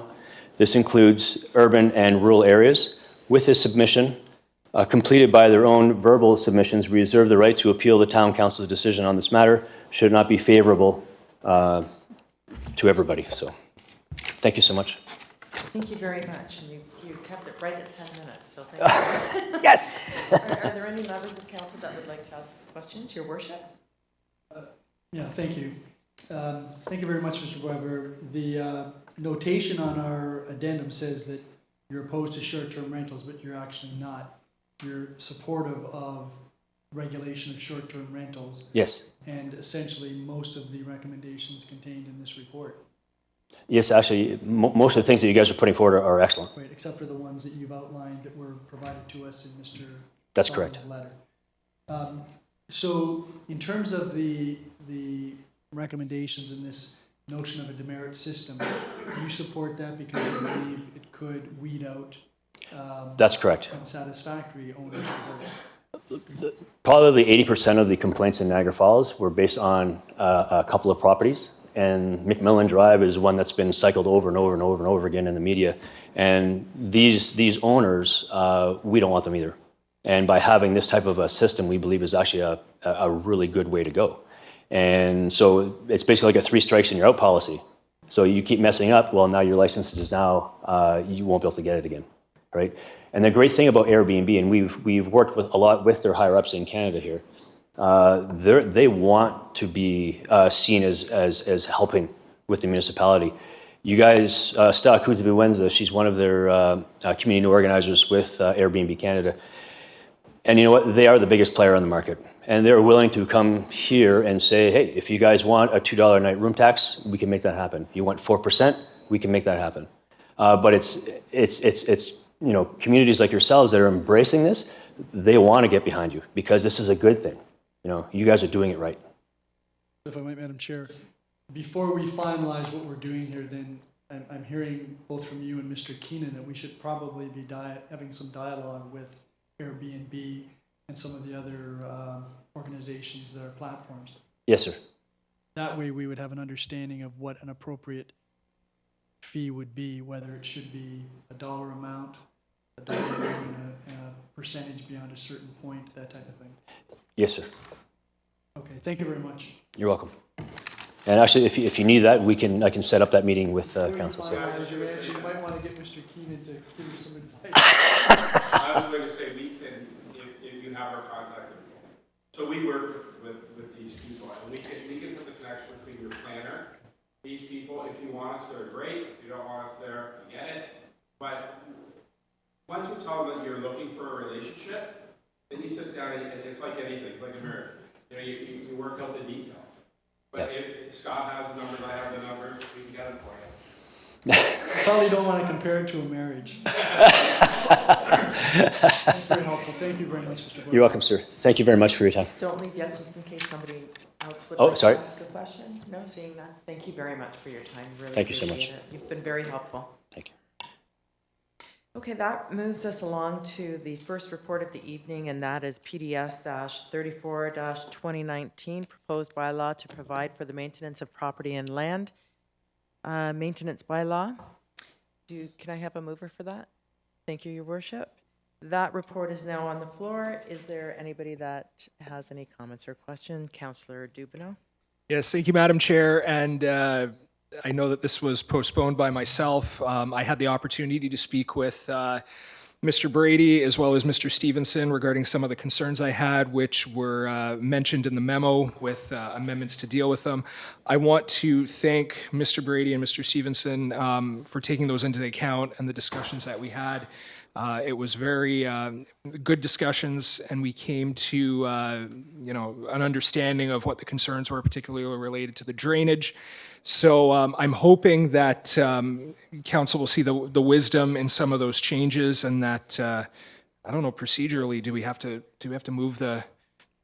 In that case, I guess I would move the recommendations of the memo then be incorporated into the bylaw, if I'm within order. Mr. Brady? Thank you. As a point of clarification, the recommendations that Councillor Dubineau and staff went through, and some of the ones that EAC provided, they're already incorporated into that bylaw. Okay. So any of the ones that staff can support, which in case of Councillor Dubineau were all of them, after we had a chat, and but nonetheless, the bylaw as it is today incorporates those. Thank you for that clarification. Does that work for you? That's fine. Yep, absolutely. Sorry. Any other comments or questions? Councillor Noyes? Thank you, Councillor Butler. Will this still be complaint-driven? Mr. Brady? Yes. There's a question in there, I guess on page 2, about siding. I'm not quite sure how siding is going to affect a neighborhood. Mr. Brady? If you look at the discussion on siding, we're talking about when we're taking the initiative after complaints have been filed, that we would use siding, or we would make sure that the siding that is used is appropriate for the property that it's on. So that's just providing us with some direction that the building's white, and we're going to have a portion of it re-sided. That will be white, as opposed to adding red or green or some other color. Okay, I can continue. So we're not talking about if somebody's missing a piece of siding. We were at one point, and it took us about 4 months to find somebody who could, by the time the insurance came along, no neighbors complained though. But it was a long process to get the siding that, luckily, we had to re-side the entire house and the insurance had to cover it, but because we couldn't replace 2 or 3 pieces of siding that the wind blew off. So that's not what you're talking about. Mr. Brady? No, that's not what we're talking about. If I can continue about the water discharge and things, and this is, the neighbor across the street has brought this up, and I know he's had a few conversations with me. Not that long ago, probably 3 or 4 years, he redid his basement, and he was told where to put the sump pump water and stuff, and he put it exactly where he was told to put it. Now he's had a bylaw officer knocking on his door saying, no, you're not supposed to put it there. what is he supposed to do? That's very interesting, Mr. Brady. It's unfortunate that the sump pump wasn't directed appropriately in the first place. What we don't want is discharges from properties to go onto the neighboring properties and create a problem. And in particular, the side yards become that issue. So if at all possible, we'd like to have those discharges to the front or the backyard. But we do realize that in some instances where there are wide side yards, the side yards is appropriate, or if there's a swale down the side yard that can pick it up. In this case, I would have to guess that this discharge, which is coming from the sump pump, is impacting the neighbor. And if it is, that's where the complaint had come from, and that's why we've come to the property. Well, in this particular case, actually, the discharge is into the backyard, and there is a swale. It's in the new subdivision, of course. Of course, we didn't have any new subdivision behind the first row of houses, and he put it exactly where he was told to do, in the backyard. There is a swale behind his property, or on the new property, and I think the neighbor on the other side is complaining, but that's exactly where he was told to do, and there is a swale, it is the backyard. So he's kind of perplexed, and he knows exactly who told him to do it. So we'll... Please ask him to call me directly. Okay, I'll do that.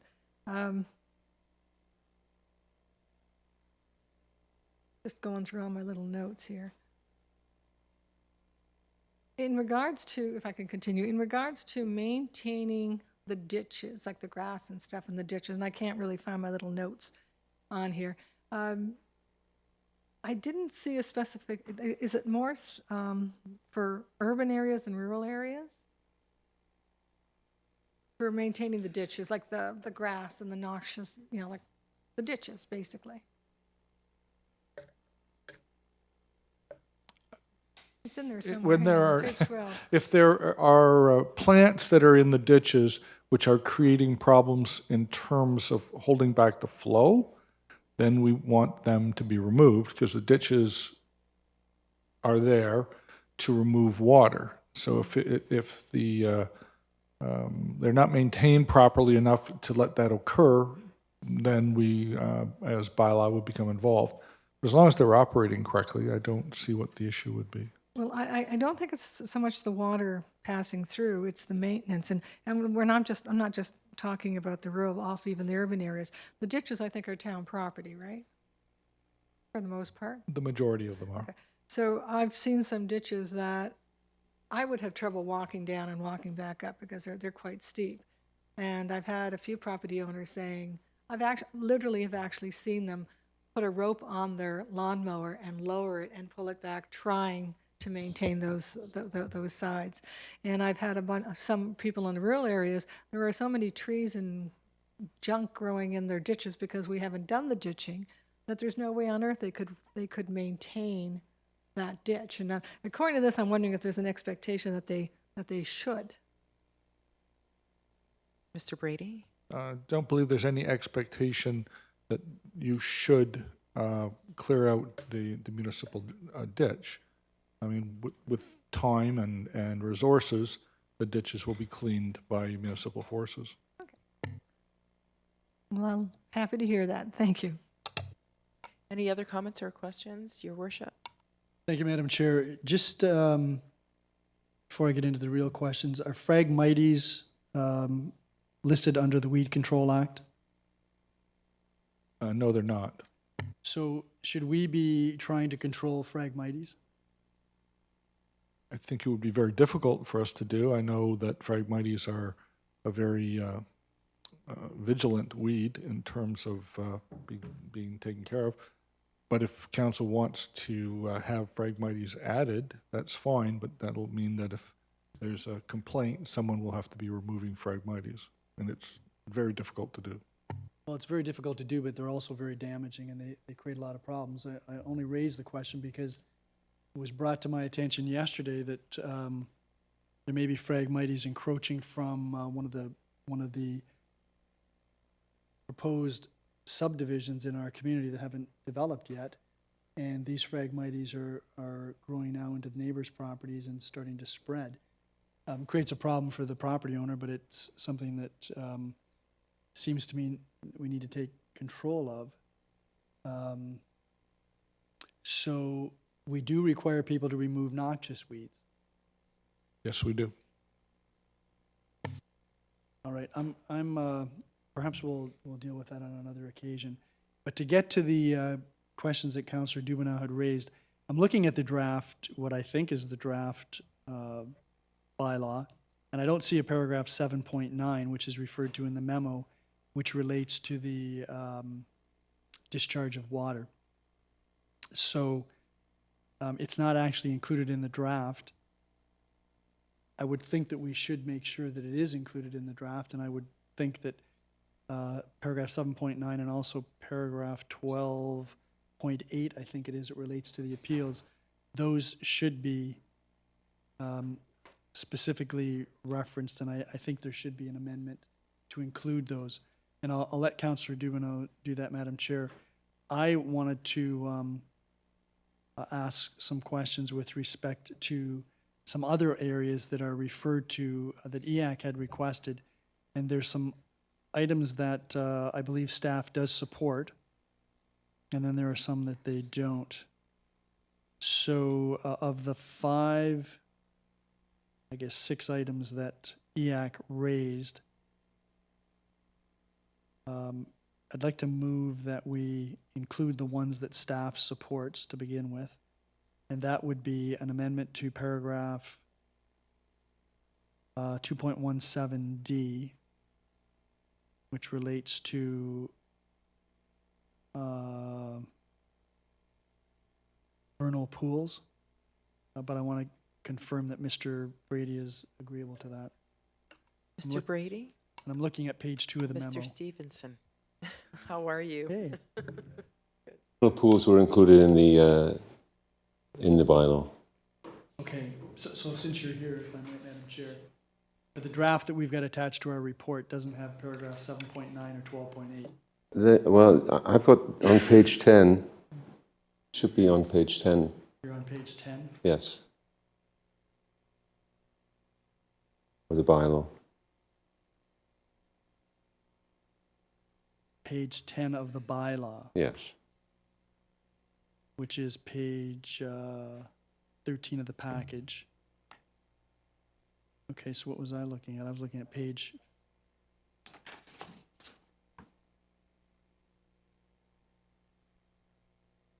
Oh yeah, so if it's there, okay, but I was looking at page...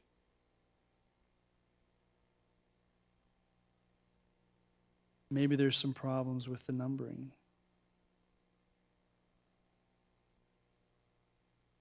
And so 12.8. What about the paragraph relative to service of the documents? I think that was supposed to be 12.8.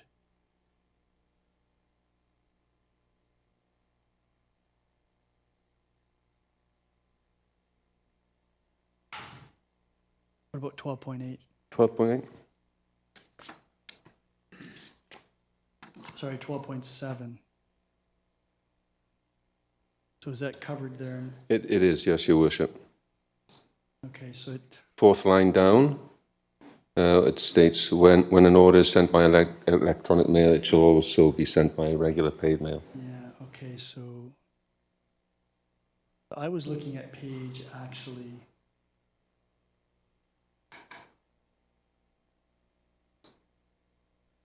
I was looking at page 9, then page 10. Yeah. So you know what? Yeah, there's different numberings. And that's where the problem lies. Okay, so we've got that clarified. So then, vernal pools are covered in paragraph 2.13. Section 2.17.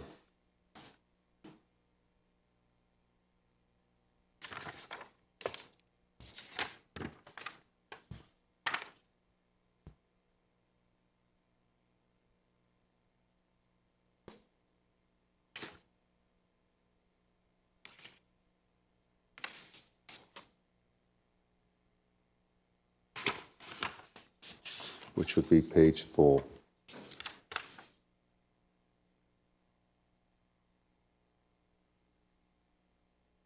believe. Sorry.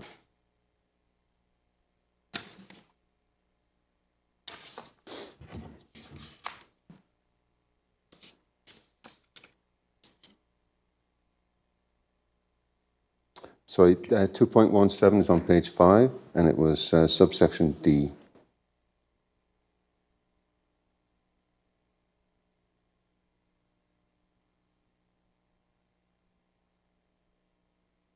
I'm sorry, you said, Sorry, it's on, vernal pools is on page 5, section 2.17, standing water, subsection D.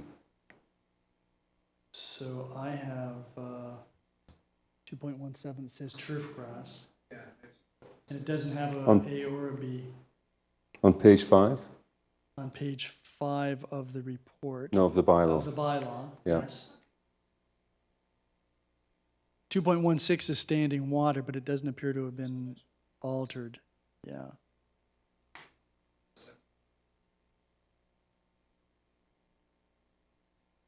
Right.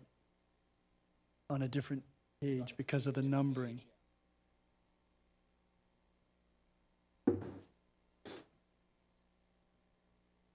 Yeah, okay, so, all right.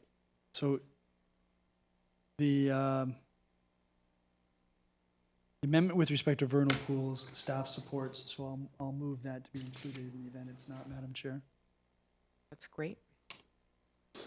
That motion, or that move is on the floor.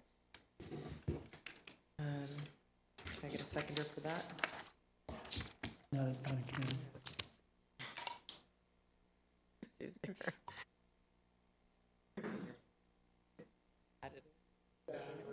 Yeah, to add vernal pools, yeah. So we're just going to, I'm going to call a vote on Mayor's ask to add the Vernal pools. vernal pools. Thank you. Can't even read my own handwriting there. Okay, so that is on the floor. Any comments or questions before I ask the question? No, I asked the question. All those in favor? That is moved. Madam Chair, the next item then relates to the reintroduction of poison ivy in paragraph 6.2D. And I don't think you should leave, Mr. Stevenson. And it's not, my copy of the bylaw still has it stroked out. So staff is supportive of including poison ivy. So I would move that we reinsert that, Madam Chair. Mr. Stevenson, did you want to comment on that? Sorry, what was the question? Reintroducing poison ivy in section 6.2. Yes, that's already, yes, that was already, it was struck out, now it's been reinstated. Not Yeah. in my copy, not in my version. I don't- Or it may be someplace else. I can't explain that, but yeah. Which page do you have it on?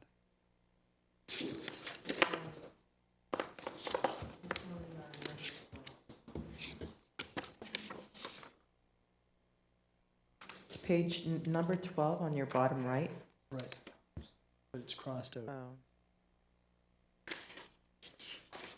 All right, well, let's just, I've moved that we reintroduce poison ivy into 6.2D. Okay, all those in favor? That is carried.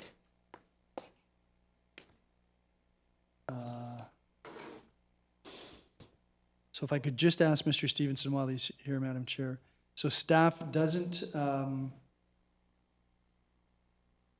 staff has an issue with respect to making a change to 6.3A.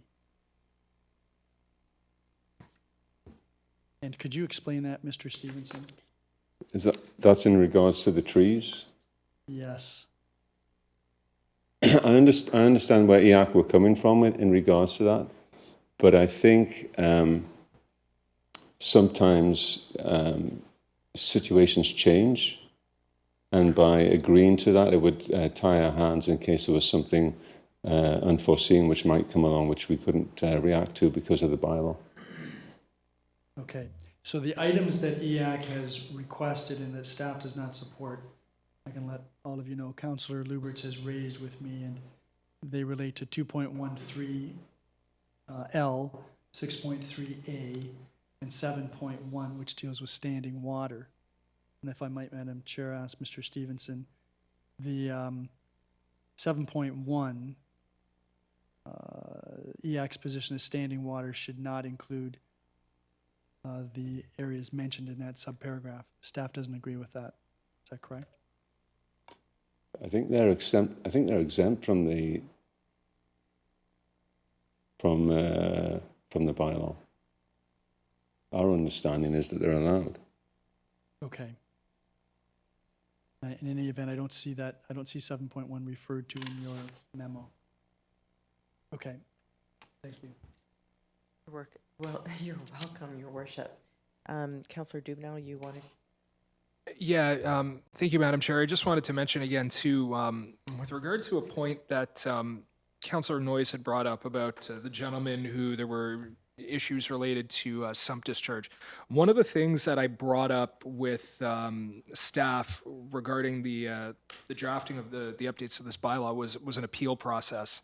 And one thing that they did include was, or are going to include, is to make this part of our administrative system that's going to be coming up as part of the short-term rental as well, so that there will be appeal process. You will have the ability to see a hearing officer. And my understanding is there's another level above that as well, so that in the event that there is a situation where there's a disagreement between homeowners as to how this bylaw would be enforced, that there will be a process to move forward before you reach final conclusion.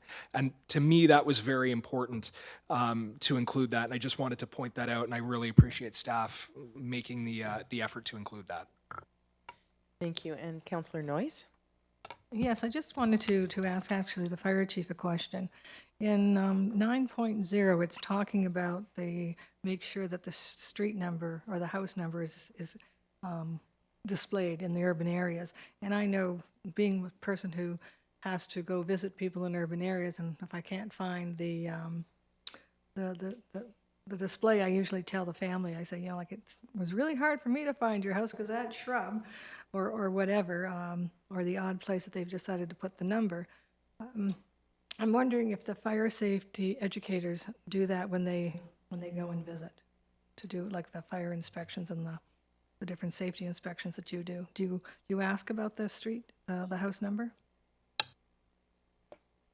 Through Madam Chair to the councillor, we not only at our door-to-door safe program do we highlight their address if it's both we encourage or like what they have or that needs maybe some adjustment, but also when we respond to someone's house in an emergency and we have difficulty finding their home, we will tell them why we had difficulty and suggest that they make those changes. Thank you. Very good then. Any other comments or questions? Councillor Dubnow? Yeah, thank you, Madam Chair. I'm just going through the bylaw again as well, and I'm noticing a few things that are not clear with regard to what was supported by staff included in the memo and what is included in our copy of the updated bylaw. I see some of them, I see others that are missing. I'm wondering if it would just be easier for the sake of expediency to just move that the recommendations from the PDS 34 2019 lot maintenance memo that were supported by staff be incorporated into the bylaw, and if we could just make it very simple and just ensure that everything, just for the sake of making sure it's all there. I think that's fine. Did you want to comment on that? No? No. You're okay with that? No, thank you, Madam Chair. Okay, thank you. And Madam Clerk, you're good with that as well?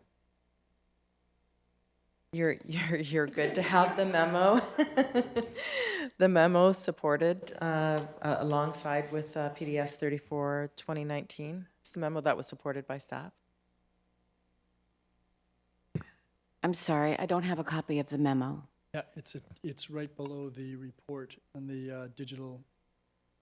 Oh, I'm not on. I'm not Oh, on sorry. the computer. I'm sure it's fine then. So we'll just have Councillor Dubnow has asked to have that amended. That's on the floor as amended. Any comments or questions to that? Seeing none, I'll call the question. All those in favor?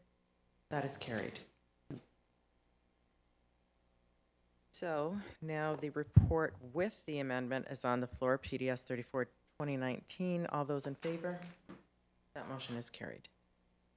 Moving on to the next report is PDS 36, 2019, Planning and Development Services, Development, Building and Bylaws, Statistical Reporting, first quarter 2019. Can I have a mover for that? Thank you, Councillor McDermott.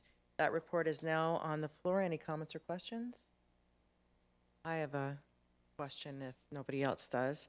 I wonder, Mr. Brady, since the first quarter is strikingly successful, what does that mean to your staffing quota?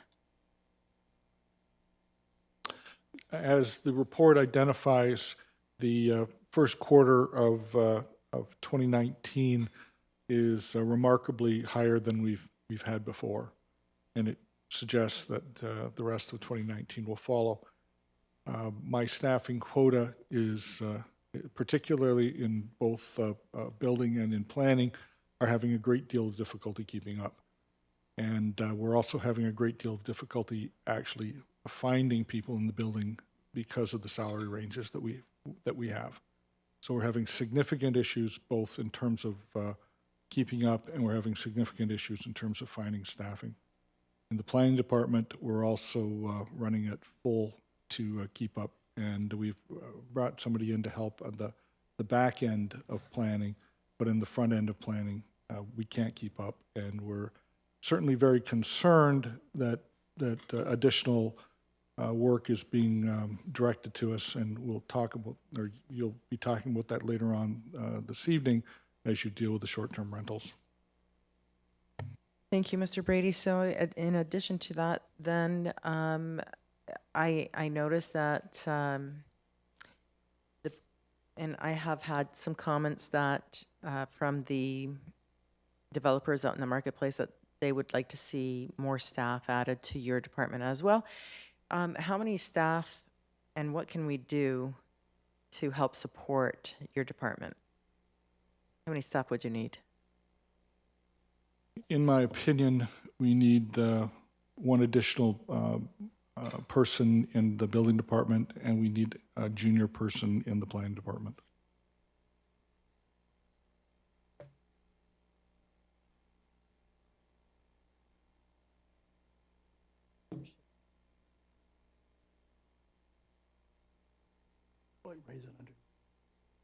Well, we're going to address that under new business. Thank you very much for your information, Mr. Brady. That brings us to calling the question. All those in favor of this report? That motion carries.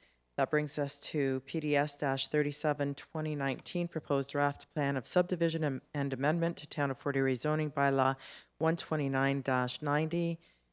Can I have a mover for that, Your Worship? Thank you. Madam Chair, can we take about a 5-minute break right Yes, now? that would be great. Okay, we're taking a break. Thank you. We'll be back in 5 minutes.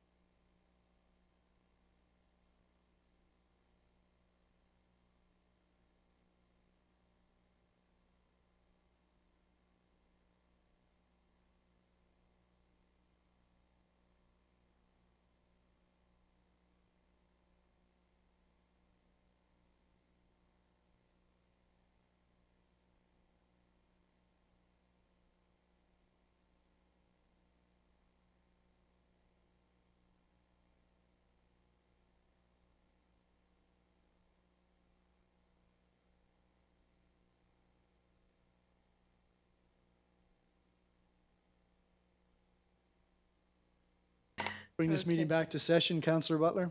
Thank you, Your Worship. We left off at announcing PDS 37-2019, proposed draft plan of subdivision and amendment to Town of Fort Erie zoning bylaw number 129-90, and Your Worship, you moved that for us? I did. So that report is now on the floor. Any comments or questions with respect to this report? Councillor Noyes and then Councillor Dubin.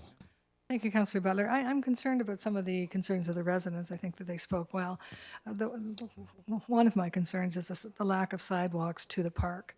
I think that if we are expecting them to go to Connolly Park, Shagbark I don't think really is a playground park, that there has to be safe access there. So we think that has to be, and I know there's something in there about if there are ditches, sidewalks can go in if the ditching, if it doesn't interfere with ditching. Well, I think somehow we have to make sure that that's doable before we kind of offset it. Well, we'll try, but we don't know. I think we need to know. And I'm concerned about the Parker Road too. I'm not quite sure why they have to, why they can't leave that particular section closed. And I'm wondering if the fire chief has any concerns about, perhaps it's because of fire safety or if they have to respond to an emergency call there. Chief Melanson, do you have any comments that you can make with respect to that? Clarification, Chairman, we're talking about Baker Road, correct? No. Parker Road? Plan a subdivision that they want. Kernahan, actually, I'm sorry, didn't mean to interrupt you. Mr. Kernahan, can you step in and talk about that, please? Thank you. Sorry, Chief. No problem.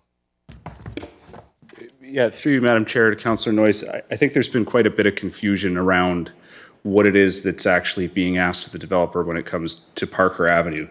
Just to provide some clarification, if you want to go to page 18 of the report, that shows the location of the subject lands relative to the roads around it.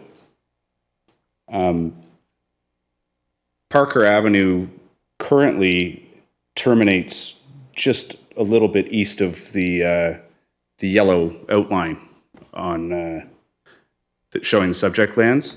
What's being asked of the developer is to upgrade a small portion of Parker Avenue from where it currently terminates along or until that north-south roadway, which is Gordon Avenue, to a rural standard. And anything that's east of that yellow portion where there currently is a roadway, the developer isn't responsible for doing any construction there. So I think there was a lot of confusion I heard this evening around people who lived east of the subdivision being worried about the developer upgrading the roadway in front of their home. That's not proposed. At some future time, the town would be responsible for upgrading that roadway. The timing of that I don't have at hand. I can certainly, if it is planned, I don't believe it is by my glance at the Director of Infrastructure Services, but that's not part of this development. So to back up, the part that is part of this development is where it touches those yellow lines. The developer will be responsible for upgrading that road to a standard that's acceptable to the town in those areas. The reason for that in particular on Parker Avenue is because there's dwellings that front on that road, so they need access, and they would get that access by way of upgrading the road.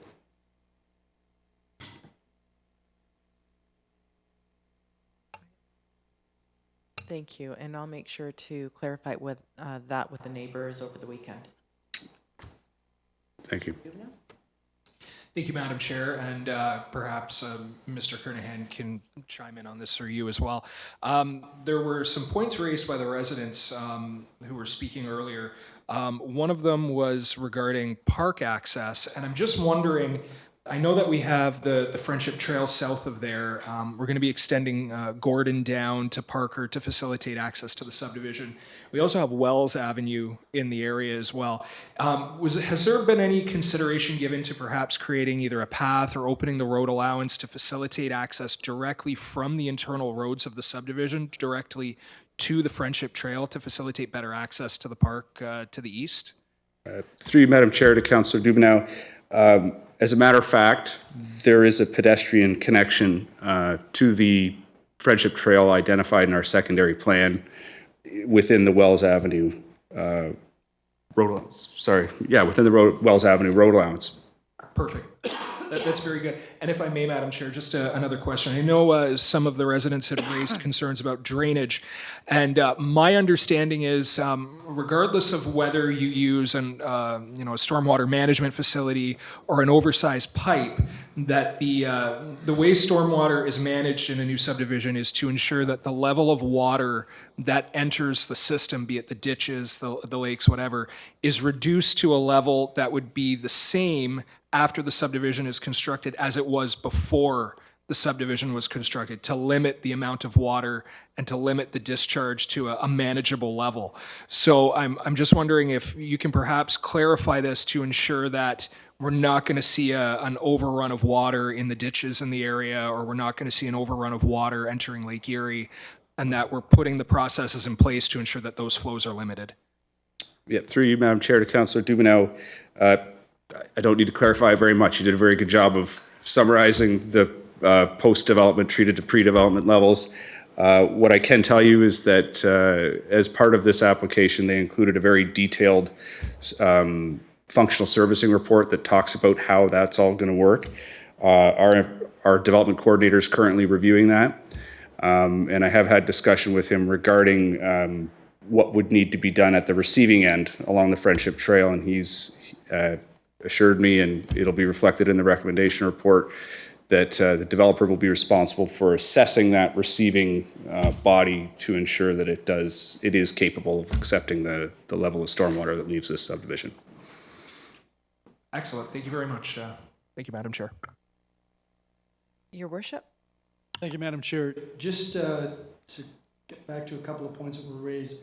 So Parker Avenue, my understanding of the main objection is that it's now going to become a through street west of Gordon. Is that what will happen? Through you, Madam Chair, yes, a connection will be made to the existing street. Because there are existing houses on the south side of Parker to which the road currently is open. And with this plan, because of the lots that will be on the north side of Parker, in order for them to gain access, that road has to be open to that point. That's correct. Okay. And the point that Councillor Dubineau had raised relative to the pedestrian walkway, that's something that the municipality will be doing since we own Wells Avenue. Through you, Madam Chair, I don't have an answer for the process by which that will actually be constructed at this time, but I can report back on that in the recommendation report. Okay, so if I might, Madam Chair, so were you thinking that that's going to be a condition of approval of the plan of subdivision that the developer would do?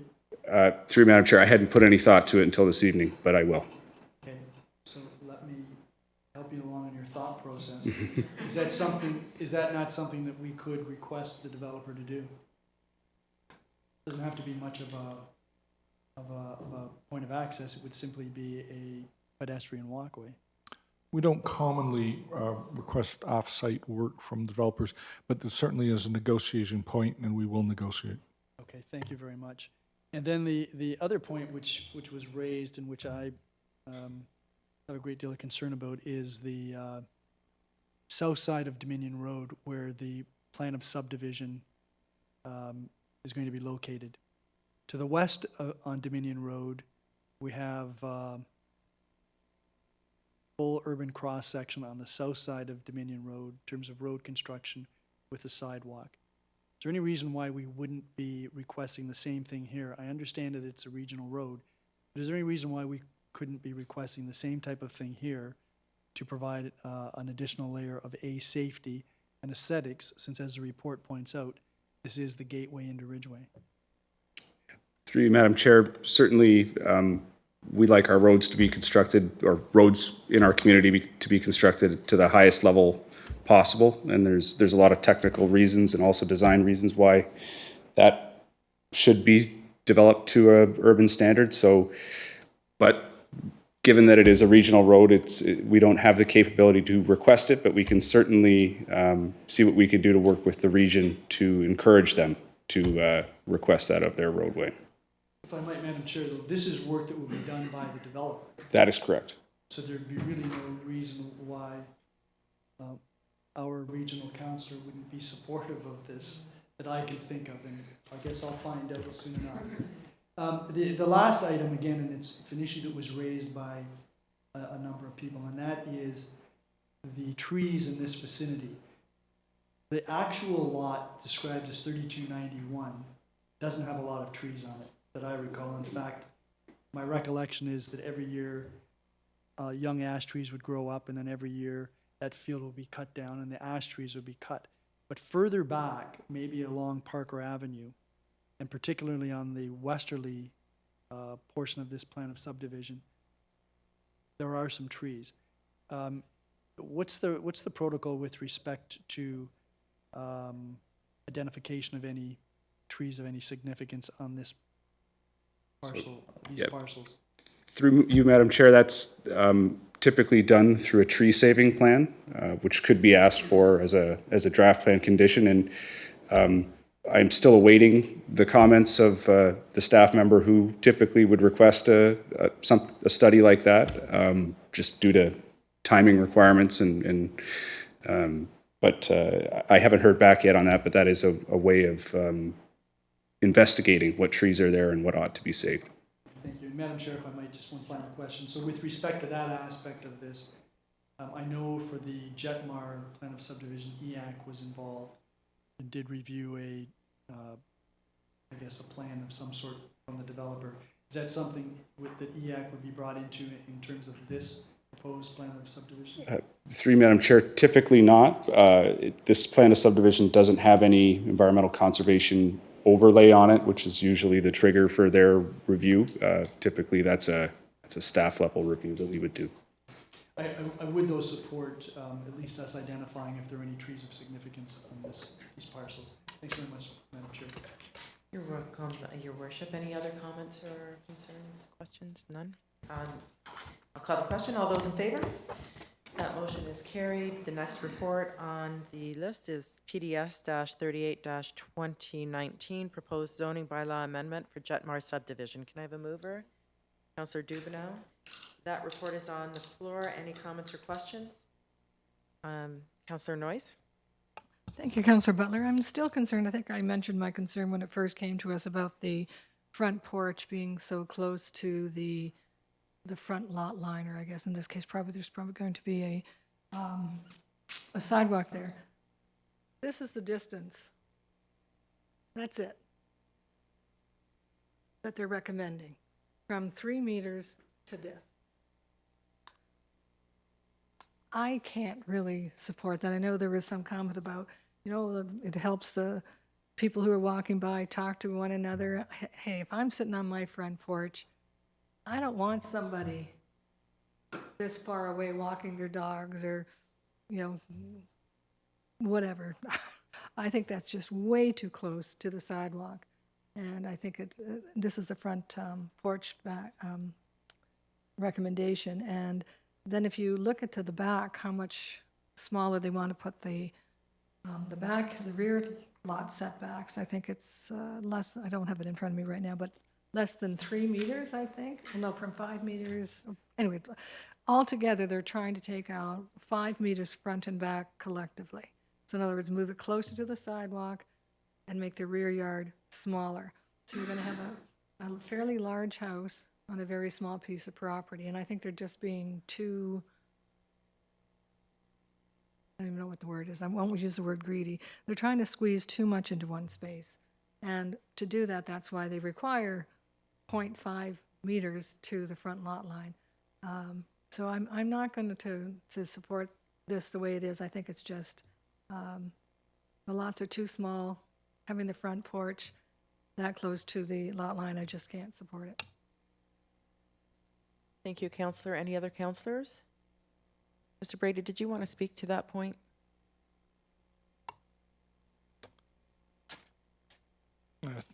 Through you, this particular subdivision has been crafted in detail. If you want to look at the kind of development that this subdivision will have, it's take a look at the Mars Homes developments in Crystal Beach, which I think most people would agree are fabulous.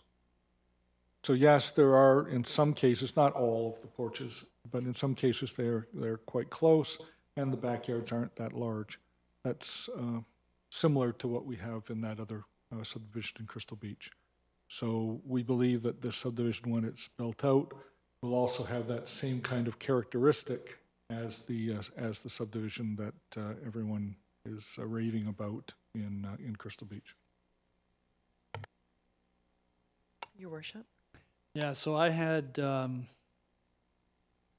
some similar concerns. I mean, these are approximately 40 by 100-foot lots, but we're making a lot of changes to the zonings, and I'm wondering, and we did, for those of us who were here during the last term, we made some specific changes to some of these zonings specifically to try to accommodate developers.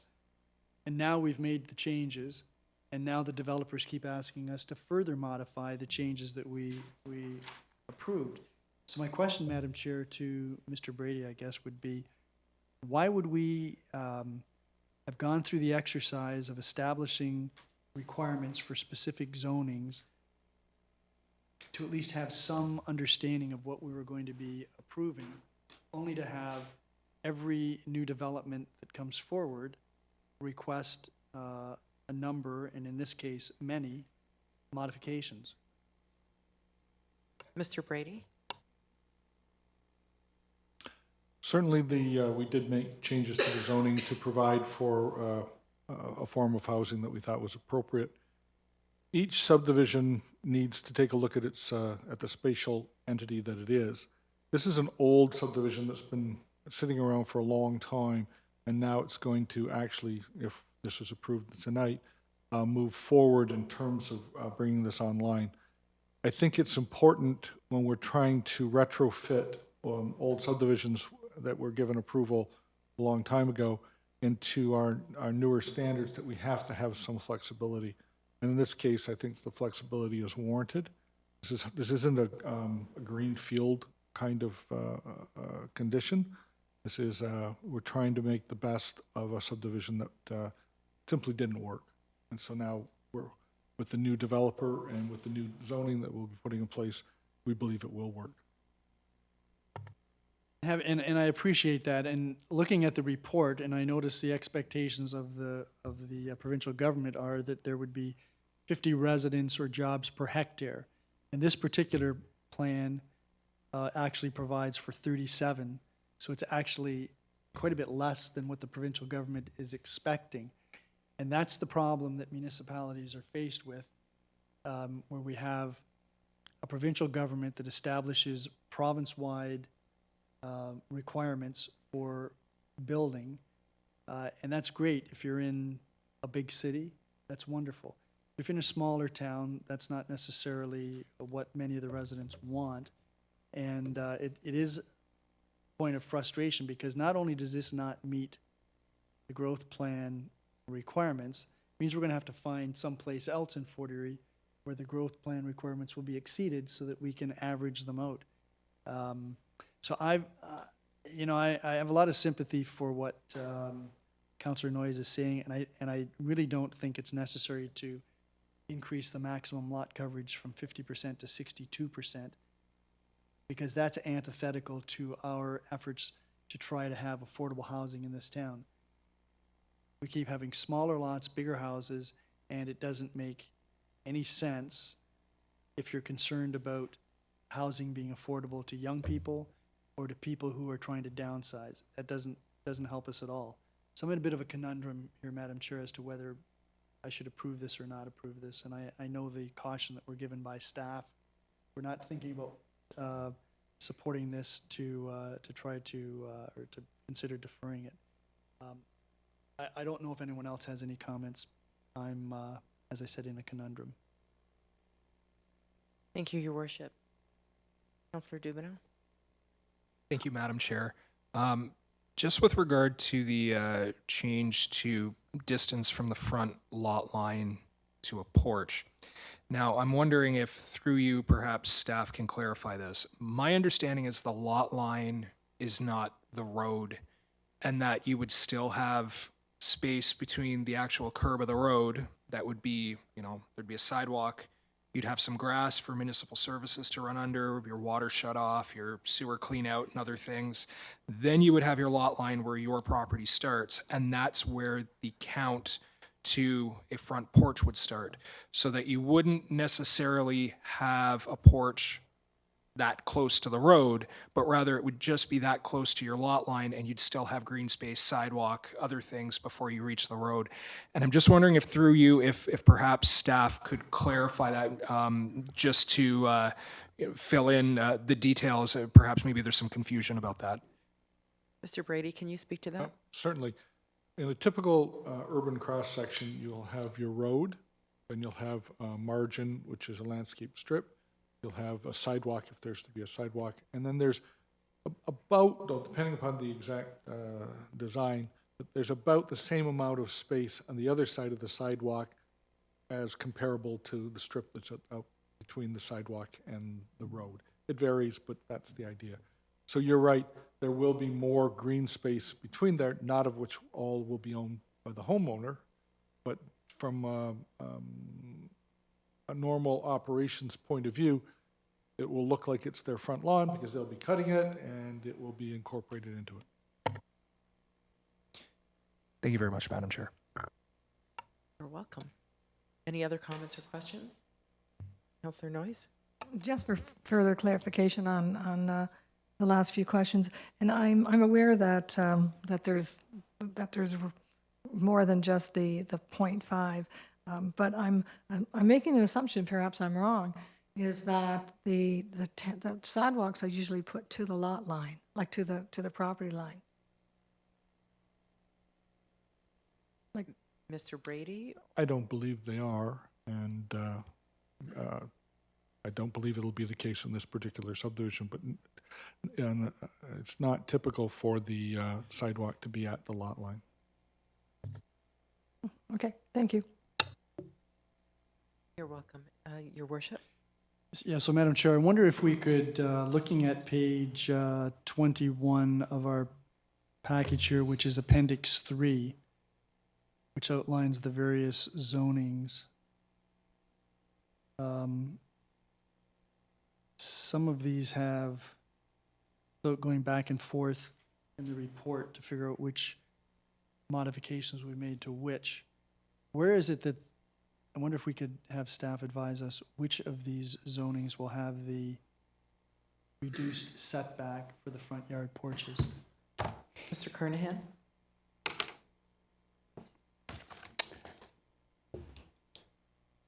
So, through Madam Chair to the Mayor, all of the zones shown on this page would have a reduced front yard setback, with one exception, which is the checkerboard-looking one that would front onto Schooley Road. All other dwellings in the subdivision front internally to what's identified as Clarkson Crescent or Clarkson Court. So with the exception of that one that fronts on Schooley, the proposal is to have a reduced front yard setback to porch on all. Similarly, if just to go along with your logic, there's a proposed reduced rear yard setback to rear porches down to 2.5 meters. That would apply to all, with the exception of the 4 zones on the right-hand side that back onto dwellings that are fronting on Elmwood Avenue. So in response to what we heard at the public meeting, there was some concern over privacy with rear yard setbacks to porches with the people on Elmwood Avenue, so that element of the zoning was removed from there. Right.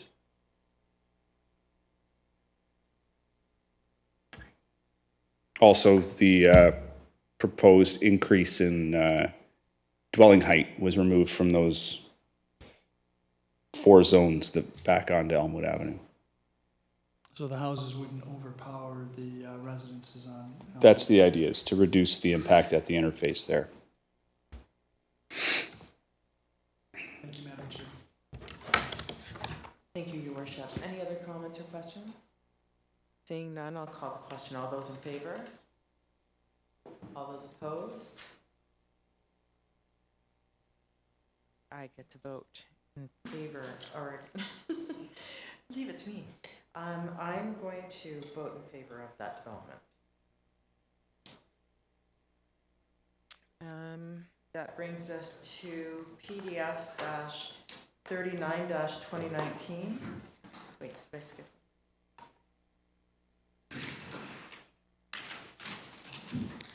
With respect to short-term rental recommendation. Madam Chair, I'd like to move the report, but I'd like to move that we table this to give our staff an opportunity to have dialogue with Airbnb and whoever the other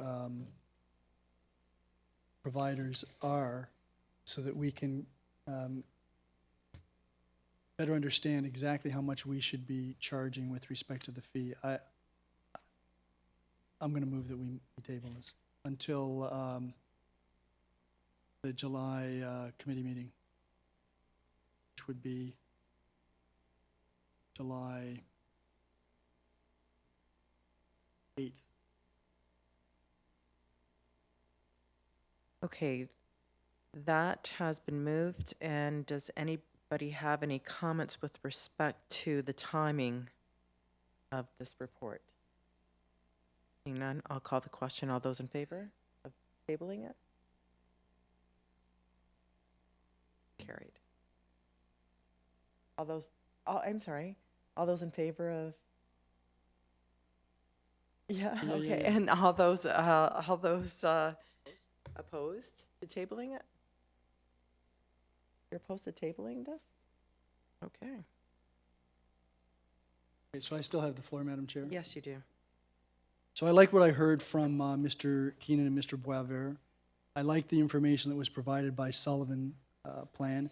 I don't like the idea of embarking upon an exercise where we're going to commit the municipality to hiring 2.5 new people at a cost of maybe $186,000 without an understanding how we're going to cover that cost. We don't have a recommendation with respect to what we should charge as a fee. We've had some good suggestions here, and I can't believe that we're going to be able to proceed and adopt one of these options without having the additional information and input. But since I'm the only one that thought that we should defer it to get that information, I can hardly wait to hear what my colleagues have to say about that. Thank you, Your Worship. Councillor Dubenow and then Councillor Noyes. Yes, thank you, Madam Chair. I think we've been postponing this over and over and over again, and I think it's about time we finally make a decision and move forward. The longer that we put this off, the more jeopardy that we're going to put homeowners into who run into these specific problem houses that we need to deal with. I think we can deal with this very simply right now, and if we need to review it at a later time, that's fine, but I think right now, we have to deal with this. We cannot continue putting this off. Very simply, we have before us a recommendation to continue with complaint-based enforcement. That's one of the options. We bring on board a part-time bylaw officer to deal with it. We create an AMP system where we have demerit points, penalties, other methods. We have some recommendations with regard to fee. My concern with going to the tax version, which I believe had been brought up to council before and council rejected it, is that it's going to be difficult to capture everything. Yeah, you got Airbnb, you've got a few other ones, but what about the people who just put a sign in their window? What about people who use sites that aren't necessarily the most popular? Then we have to have staff going through and actually looking at these sites, looking for people, looking for enforcement. I personally don't think that's necessary. I think continue with a complaint-based system under option 1, charge a very modest fee to cover the outlay necessary to do the complaint-based enforcement. And going forward, we can continue to review this. We can look at complaints. If we move to that model, it's going to weed out the dozen or so problem houses that we have in this community. And quite frankly, I lived across the street from a short-term rental that I didn't even know existed until I found it on Google. So when we have the owners up here talking about this, saying that it's only a small portion of this that cause issues, I agree. I know that from my own personal experience because the one I live near was not an issue. So let's make a decision on this. Let's pick an option. I think we should be picking option 1, and I think we should be charging a modest fee, $300, $500, something like that, just to cover the cost. And then, if we want to review it in a year, that's fine. But I think residents in this community and the taxpayers expect us to make decisions and not continually defer them. And I'm prepared to make a decision tonight. Councillor Noyes? Thank you, Councillor Butler. I do agree with Councillor Dubonnet on his position on a lot of these things. I think licensing is necessary. I think the sooner we get it started, the better. I think that, again, if I'm not settled on the price. My option would be 500, but I'd be open to suggestions on that. But I don't see anything in here about a penalty. So in other words, and I know there's really no comparison, but if you have a dog and you don't license your dog by a certain date, you pay a lot more. If you don't get a building permit before you do what you're supposed to, and you do something that needed a building permit, you're fined twice. So I would say that whatever charge that we have, whatever that charge should be, that if you're not in compliance and you're found out not to be in compliance, that fee doubles as a deterrent. And also and I think that would go a long way to having people step forward to say, hey, here's my whatever amount of dollars for this year, and go for it from there. I am for the inspections, but again, I think we have to start somewhere.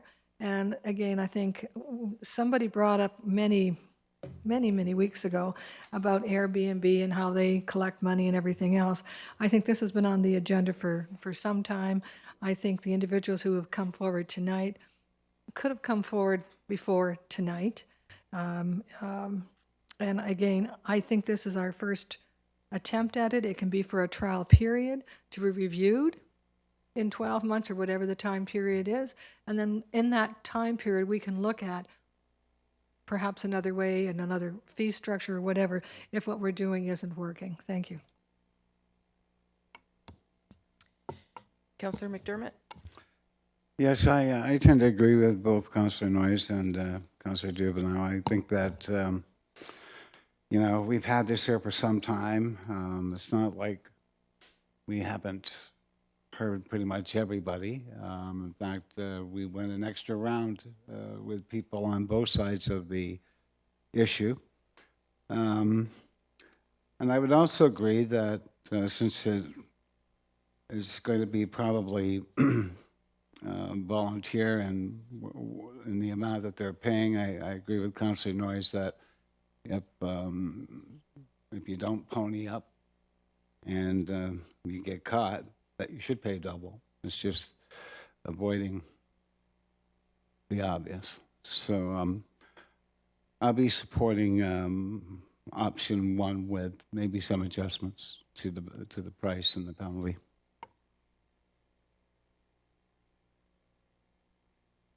Thank you, Councillor. I'd like to speak to this as well. Why don't you let the other councillors?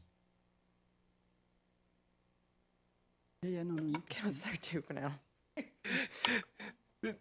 Thank you, Madam Chair. And Thank you. I would like to, however, move that we amend the recommendation, and perhaps my wording, being the new guy here, isn't right. I think we should clarify occupancy as well as the amount of time that the units can be rented out to, on short term, as well as where they can be located.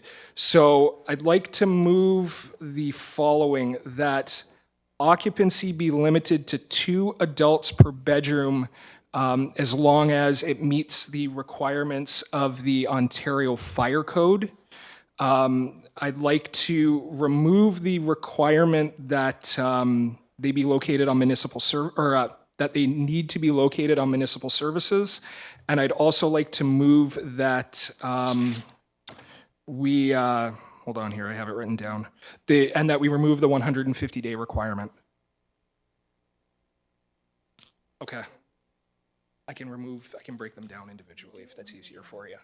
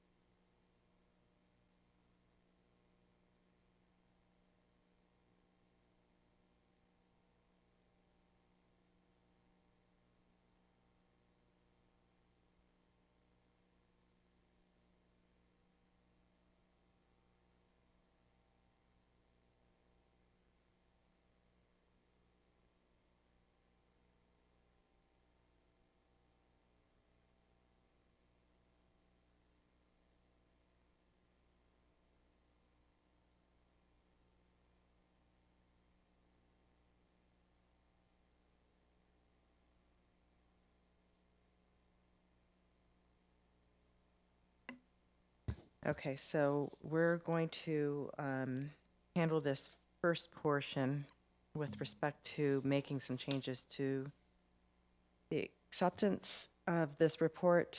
So we're going to move to change the requirements to be 2 per bedroom within the requirements, right? 2 adults per bedroom. Within the requirements of the fire codes, to remove the 150-day stipulation to allow for a 365-day cycle, and then remove the requirement for municipal services allowing those properties with septic and cistern or cistern to operate. Okay, so that can we handle, Madam Clerk, can we just handle that particular portion right now and vote on that? Yes, okay, so that is on the floor. All those in favor? Madam Chair, just for clarification. Yeah, So which sure. paragraphs in the draft bylaw would we be addressing on that? Councillor Dubino, do you have that handy? I don't.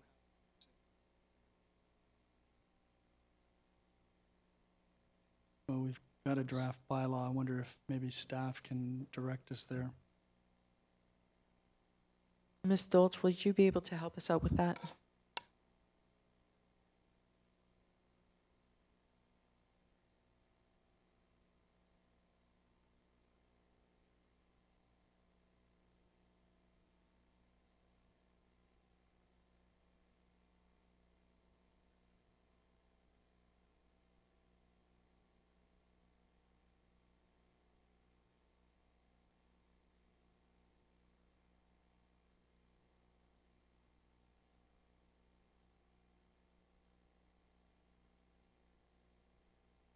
Not in my bylaw. I'm on Appendix 5. I've got it 5.1. I thought you said 4.1.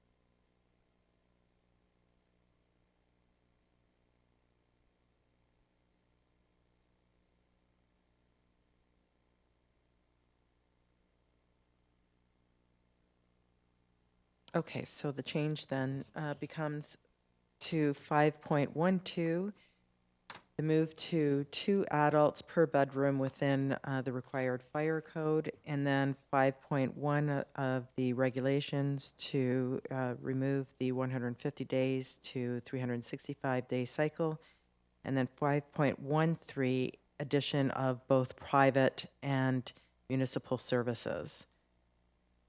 That is on the floor. All those in favor? Oh, comments. Yes, sorry. And I'm assuming we're looking at all the 3 points, right, that we're commenting? Just the 3 points, okay. Because that's what I'll stick my comments currently on then. I support removing the 150. I support the 2 adults per bedroom. I have some concerns in regards to waiving the requirement for municipal services. Simply because I know that when a septic system goes bad, it goes bad. It can go bad quickly, and it can endanger not just the people who are renting, but the leakage can go onto the surrounding properties. So if there's going to be an expectation, if that does get passed, I would prefer that it not, but if it does, I would like there to be some annual inspection on the septic system and the cistern, and if there's ever a complaint, it gets shut down immediately. If there's ever any leakage or whatever. I know that where we're living, it's called Willoughby Clay, and it's really hard for that. You do get malfunctioning septic systems fairly often because of the Willoughby Clay type thing. But now we don't have to worry because we have sewers, so it's great. But they do fail, and it is a concern. And so if something can be put in to make sure that doesn't happen, but also the size of the septic system has to meet the requirements of so many whatever we decide the adults. I know that if you put in, like a house is set, I know the septic size is determined by, I think, the size of the house. I could be wrong. I'm looking at Mr. Walsh. I really don't know, but I know that you just can't, make a small septic system. It has to, there's some requirements for the size of the septic depending on the use. It's based on the number of bathrooms, sinks, and other water-using apparatus. And that I would want to make sure that is followed and inspected, and that there be an annual inspection to make sure the septic itself is functioning.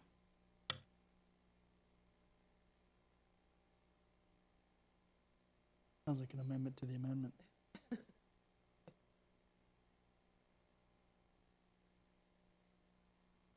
Okay, so that's an amendment to the amendment, and I'd kind of like to.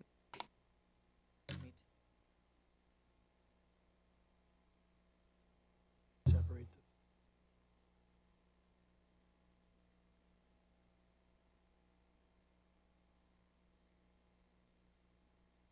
Okay, so we're going to vote on the other two first then. We're going to vote on 5.12 change, which is the 2 adults per bedroom within the requirements of the fire code, and we're going to also vote on the, excuse me a minute, 5.1 regulations, 150 days removed to 365 days. Here, can we deal with them each separately? Separately, yes. We can deal with them each separately tonight.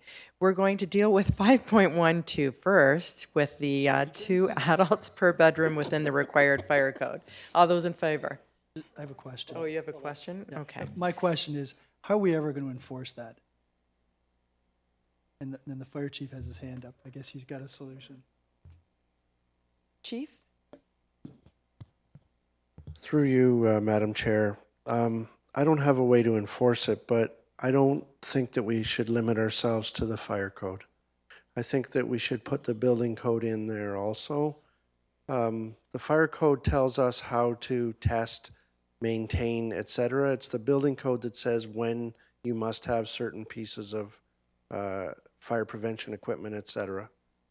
So I'm not sure how I enforce, but I do think that we shouldn't limit ourselves to the fire code alone. What we're thinking of doing, if this goes through, is that on the application form, the applicant will have to identify the number of bedrooms.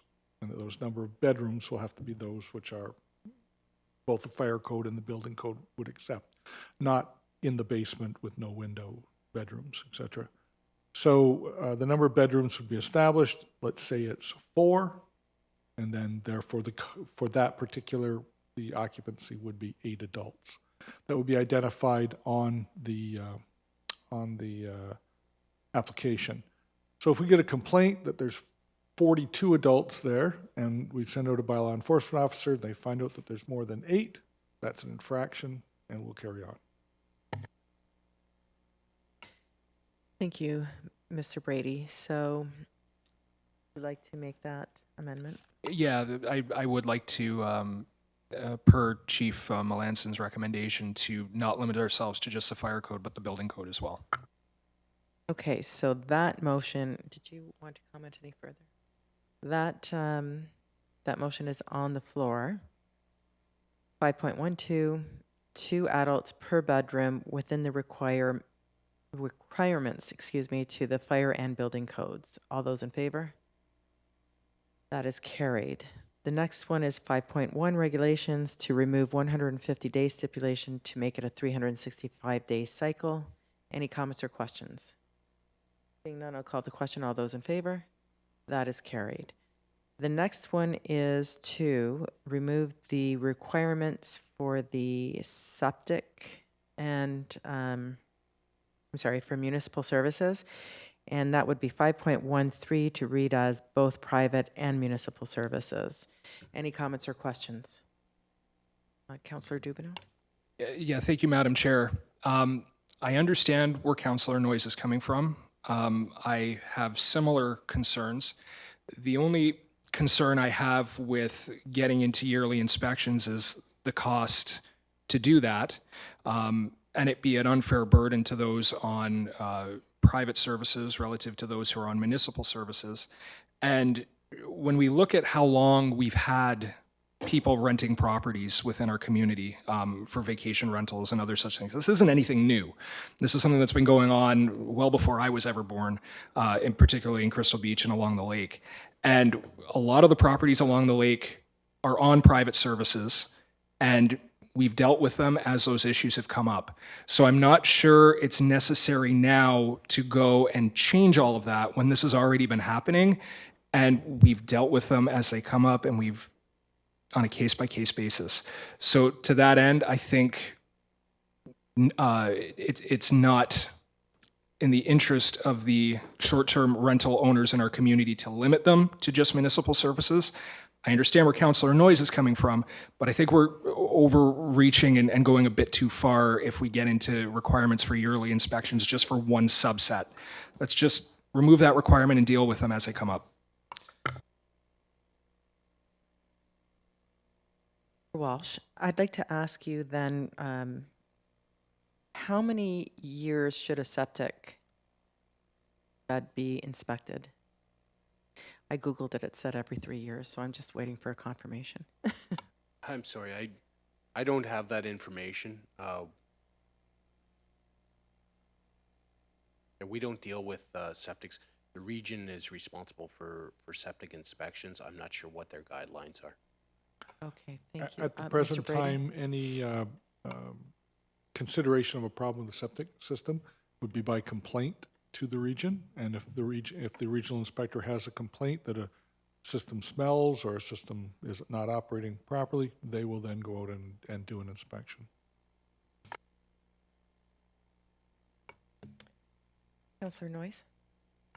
I can understand if the fee would be too high, whether it's 1 year, every 3 years, or whatever. But there should be a regular inspection because these things do happen, particularly if the use is exceeding what the septic tank was built for. Not sure how we're going to get around this. I'm just wondering, would it would once every 3 years, or at least if when they're first going to rent them out, like when they first get the licensing, that they prove that the septic is functioning properly? I just want something in there so that so we're not having a lot of runoff. Before I go back to Councillor Dubinow, did anybody else want to speak to this? Councillor Dubinow? Thank you, Madam Chair. Perhaps if, to address some of Councillor Noy's concerns, perhaps we could change the wording of the requirement there with private services being in compliance with Regional Municipality of Niagara requirements or something along those lines, and I'll defer back through you to staff to find out how best to word that. But I understand where Councillor Noyes is coming from. It's just, I don't think it's necessary for us to create a whole regulatory system when we've already got a process in place to deal with that. Ms. Dolch, would you like to speak to this?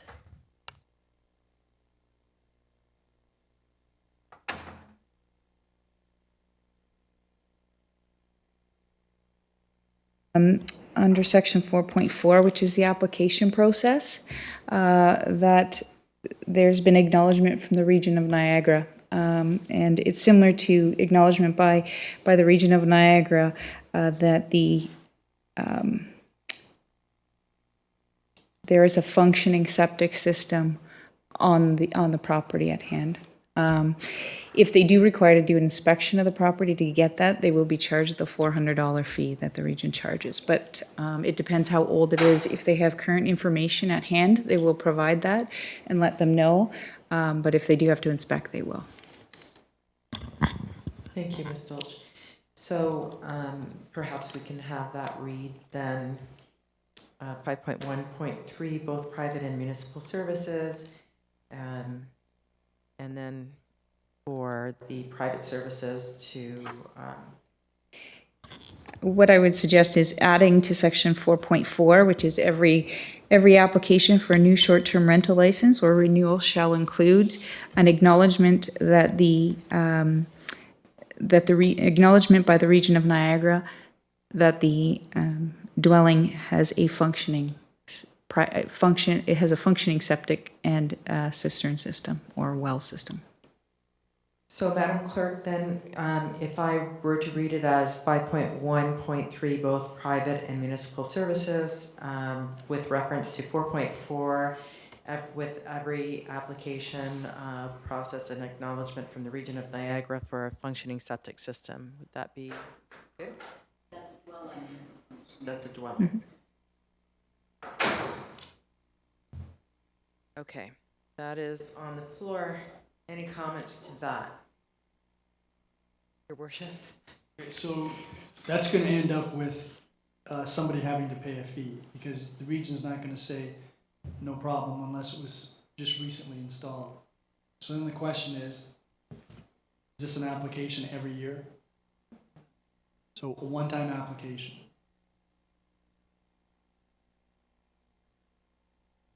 Okay, is that the amendment that we're dealing with? No, is that the amendment we're dealing with? Okay, so is that on the floor as an amendment?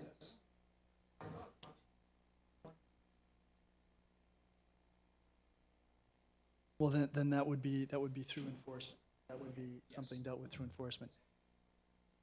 Okay, so just as long as you folks know that means that there will be an inspection because the region won't certify these things, I'm sure, without inspecting them unless they're brand new. Second question I have is, private services, I think we're all assuming that they have municipal water, which some of them don't. And I would be more concerned about contaminated water on an individual basis, not on a global basis, because septic effluent can be terribly damaging. So what's the solution or what's the suggestion with respect to private water system? My view is they should be inspected as well.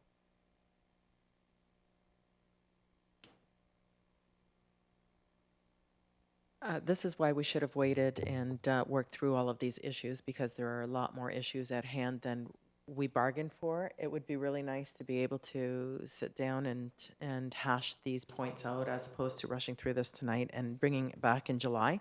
That's my 2 cents. But having said that, yeah, I think it's best that we do. It's only a couple of weeks and we're raising issues that need to.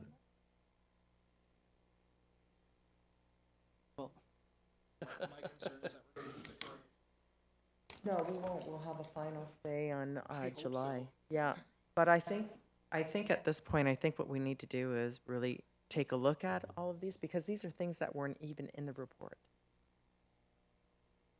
That's right. So Right. as a I'm point just, that was my comment. I apologize. Point of order, Madam Chair. So I think we have an amendment to an amendment on the floor, and the amendment is that there be annual inspections of the septic system. So I want to deal with that because then I want to raise the issue of water inspections for houses that have private water systems. Okay, so we're going to now add to 4.4, and you can correct me if I'm wrong, Ms. Dolch. That at 4.4, we're going to have an app on the application process that there is going to be an acknowledgement by the region of Niagara of a functioning septic system and a water well. And or The cistern, I don't think you're going to have concerns with because it's brought in by truck, so there shouldn't be an issue. But the concern would be that the well doesn't contain any E. coli or anything like that, that it's safe drinking water. I don't think we can amend an amendment. We can't move to amend the amendment. I think we have to deal with Councillor Noy's amendment first. So we are going to deal with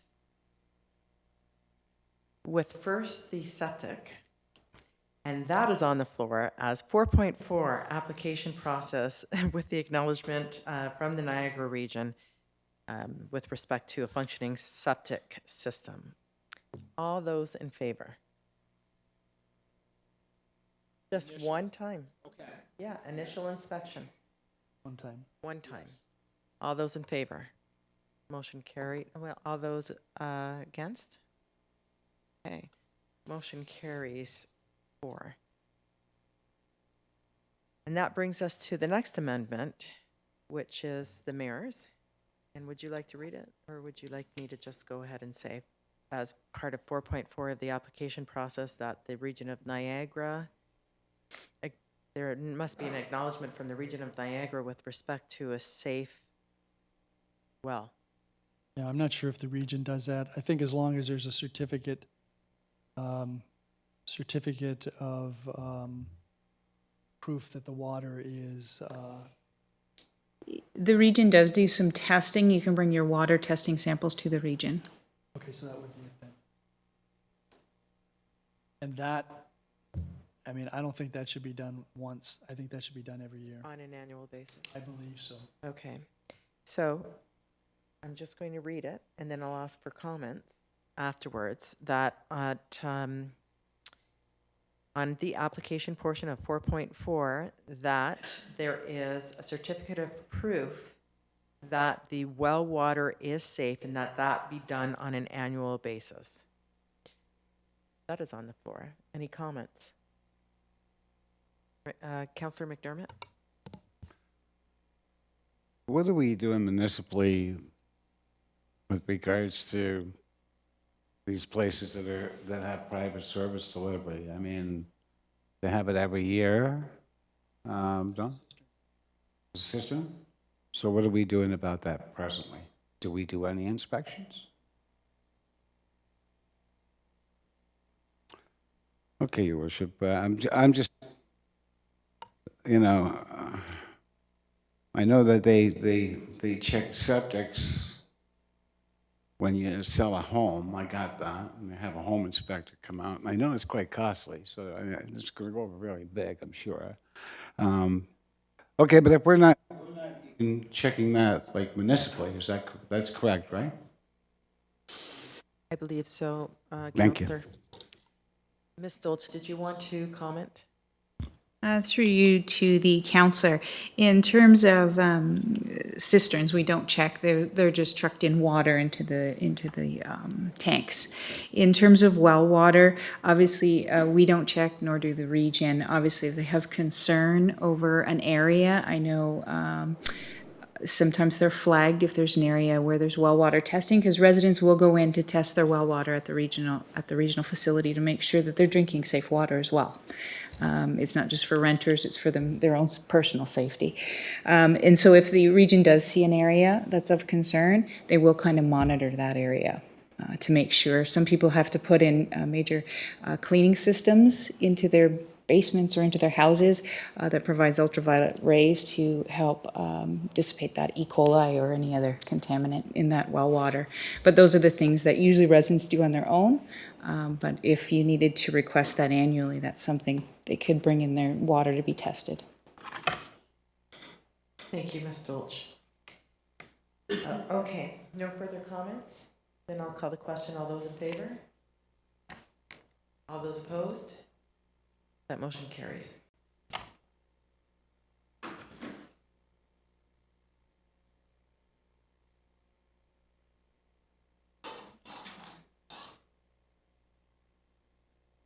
Your worship. Madam Chair, I'd like to move that we amend 4.48, which relates to the proof of insurance, to include the town of Fort Erie as an insured, as had been recommended.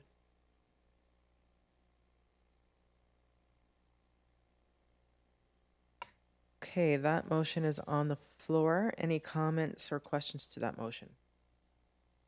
Seeing none, I'll call the question. All those in favor?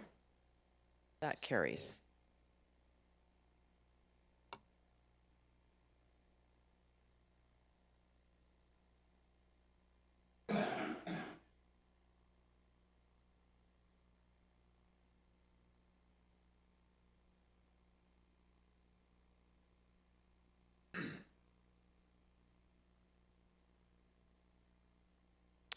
Okay, so that can bring us to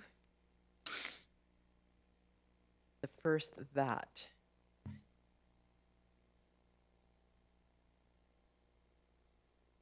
right, Madam Clerk, I'm going to do each that separately in case there are changes that need to be done. Is that okay? With the motion, I'm going to move each that separately. Okay, thank you.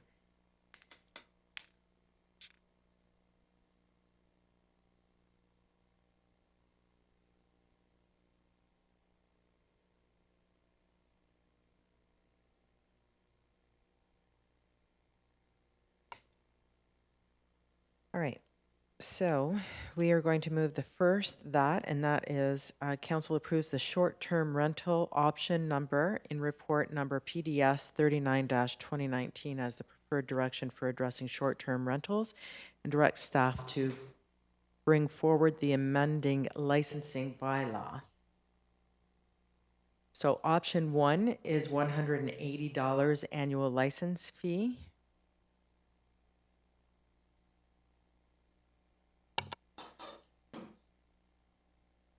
If I might, option 1.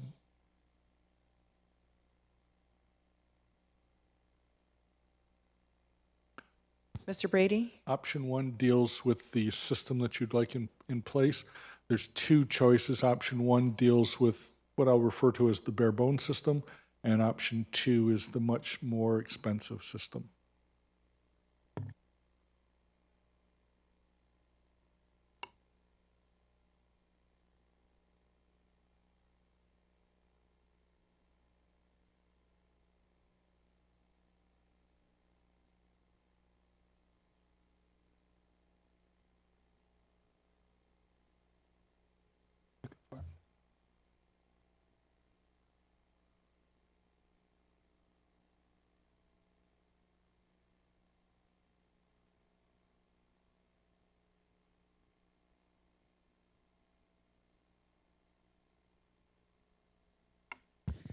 Councillor Dubineau?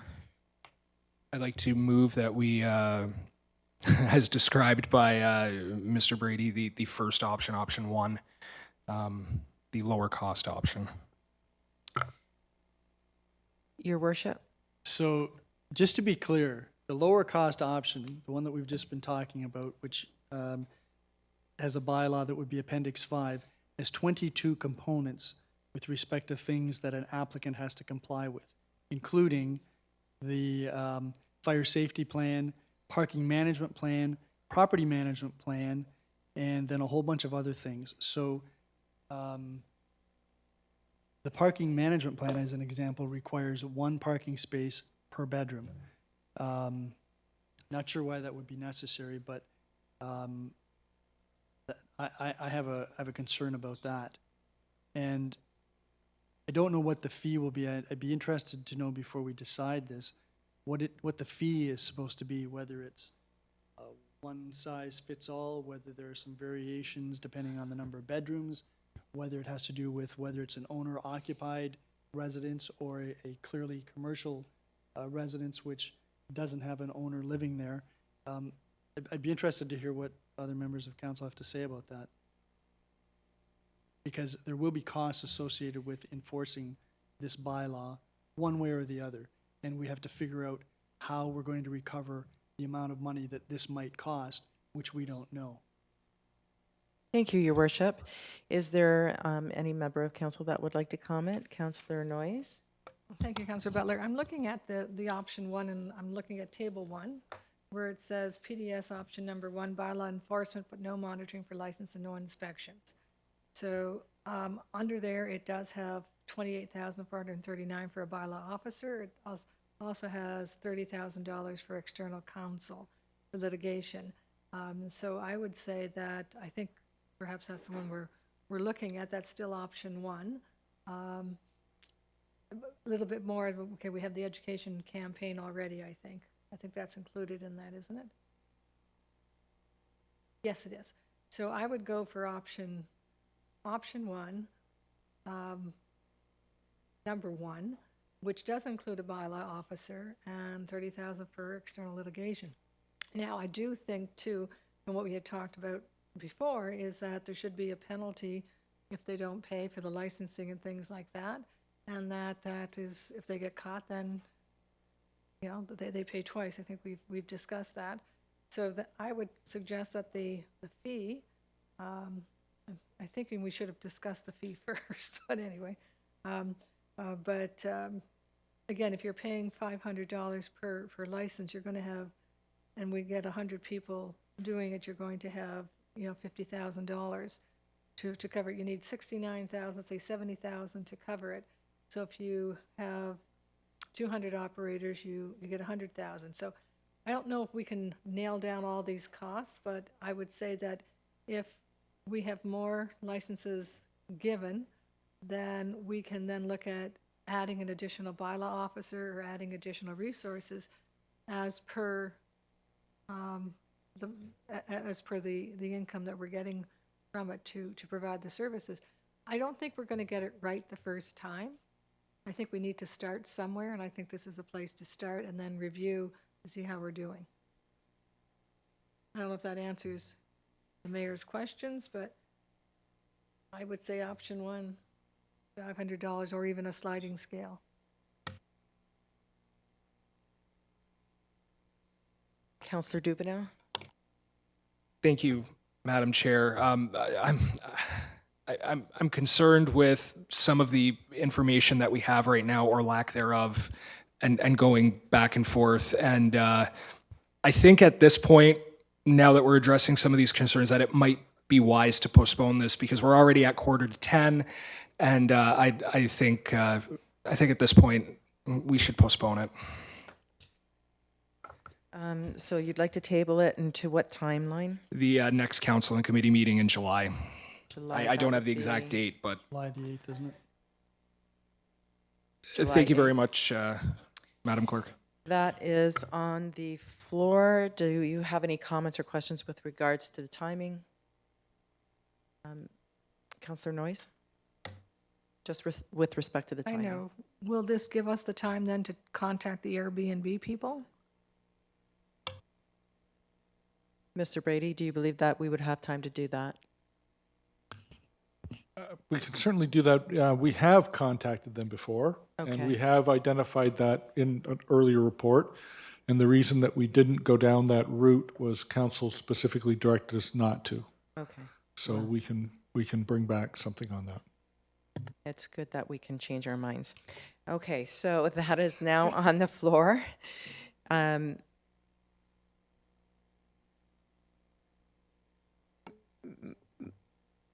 Madam Clerk, we don't need a seconder, correct? No, we don't. Okay, the tabling is on the floor to July 8th. All those in favor? That is carried. All those opposed? It is carried.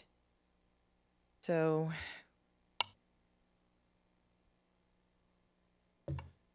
I need a motion to extend the hour of adjournment. Your worship, thank Madam you. Chair, I move that we extend this to 10:15. Thank you. God bless you, Wayne. We have to vote on that. Yeah, we have to vote on that. All those in favor of extending the hour of adjournment to 10:15? Opposed? That motion is carried. So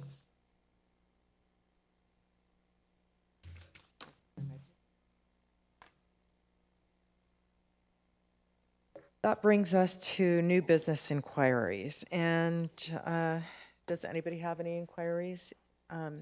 Councillor Noyes. Yes, I found out today that they're considering closing Baker Road. Oh, sorry, I'm waiting. Okay, any other business inquiries? You have one. You do have one, yes, Councillor Noyes.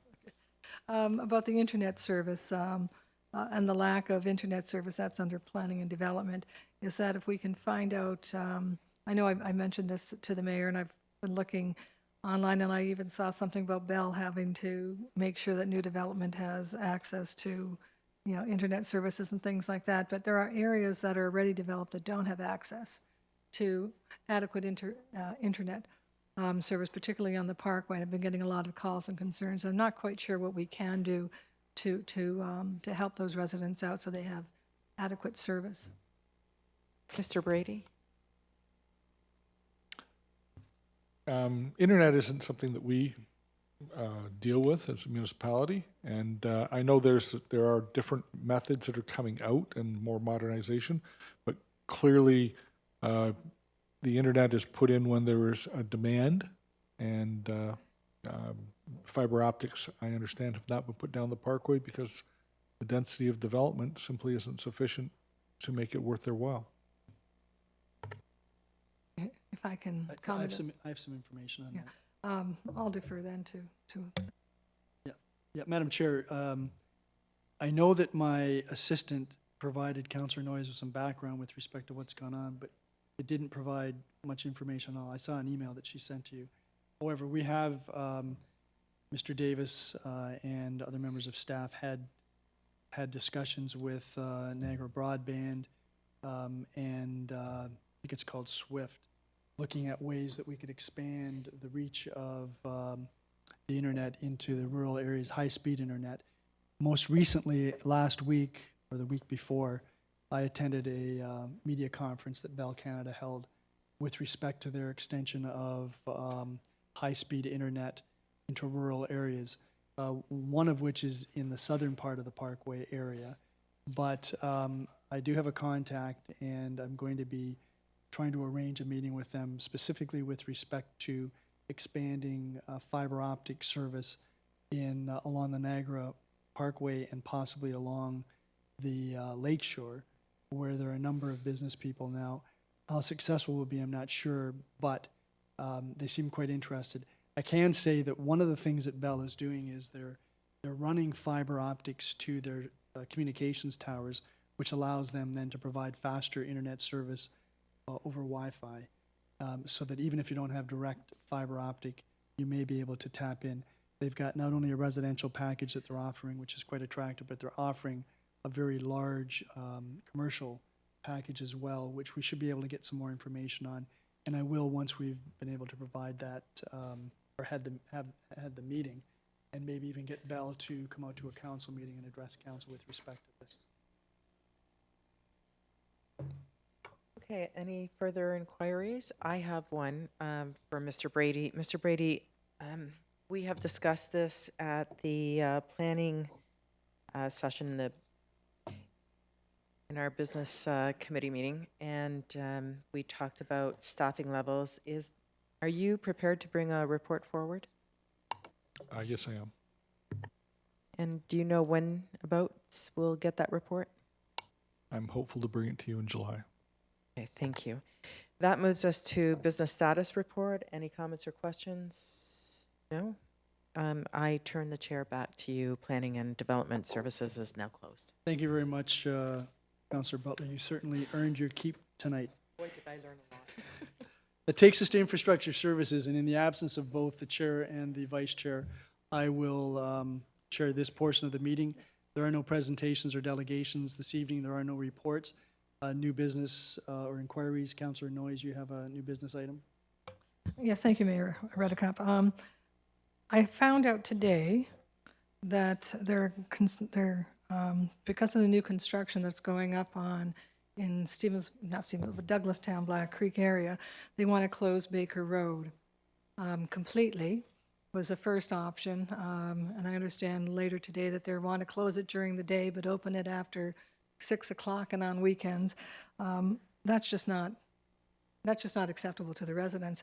Baker Road is I would say 99% of the people who go to Black Creek and Douglastown will use this entrance and exit. There's a church that's on, that would be, there's a church there, there's a community center there that the access would be pretty much very difficult to get to. There's only one other access into this entire Black Creek, Douglastown area. We're not talking a few homes, we're talking hundreds upon hundreds of homes. I don't know the number, but I'm guessing around 700 homes that use Baker Road to get in and out. I might be exaggerating, I don't know. There's a lot of road, there's a lot of houses in that area. The only other access is, I don't know if you guys can recall me talking about Black Creek Road, which ends at the boulevard, which is it's a narrow road to start with. We've already had complaints from the residents on that road asking for some traffic mitigating, slowing down, everything. There's no sidewalks, there's no shoulders. It's a narrow road to start with. My understanding, we've already told the developer they can't put trucks going down that road, but yet that will be the only entrance and exit to the Black Creek Douglastown when Baker Road is closed. There has to be another alternative. It'll be a significant hardship to the residents, to the people who attend the church on a regular basis, to the community center. The other thing too, it will be a significant disadvantage to the other developer who's developing off a river trail. How is he going to get his workers in and out of that development?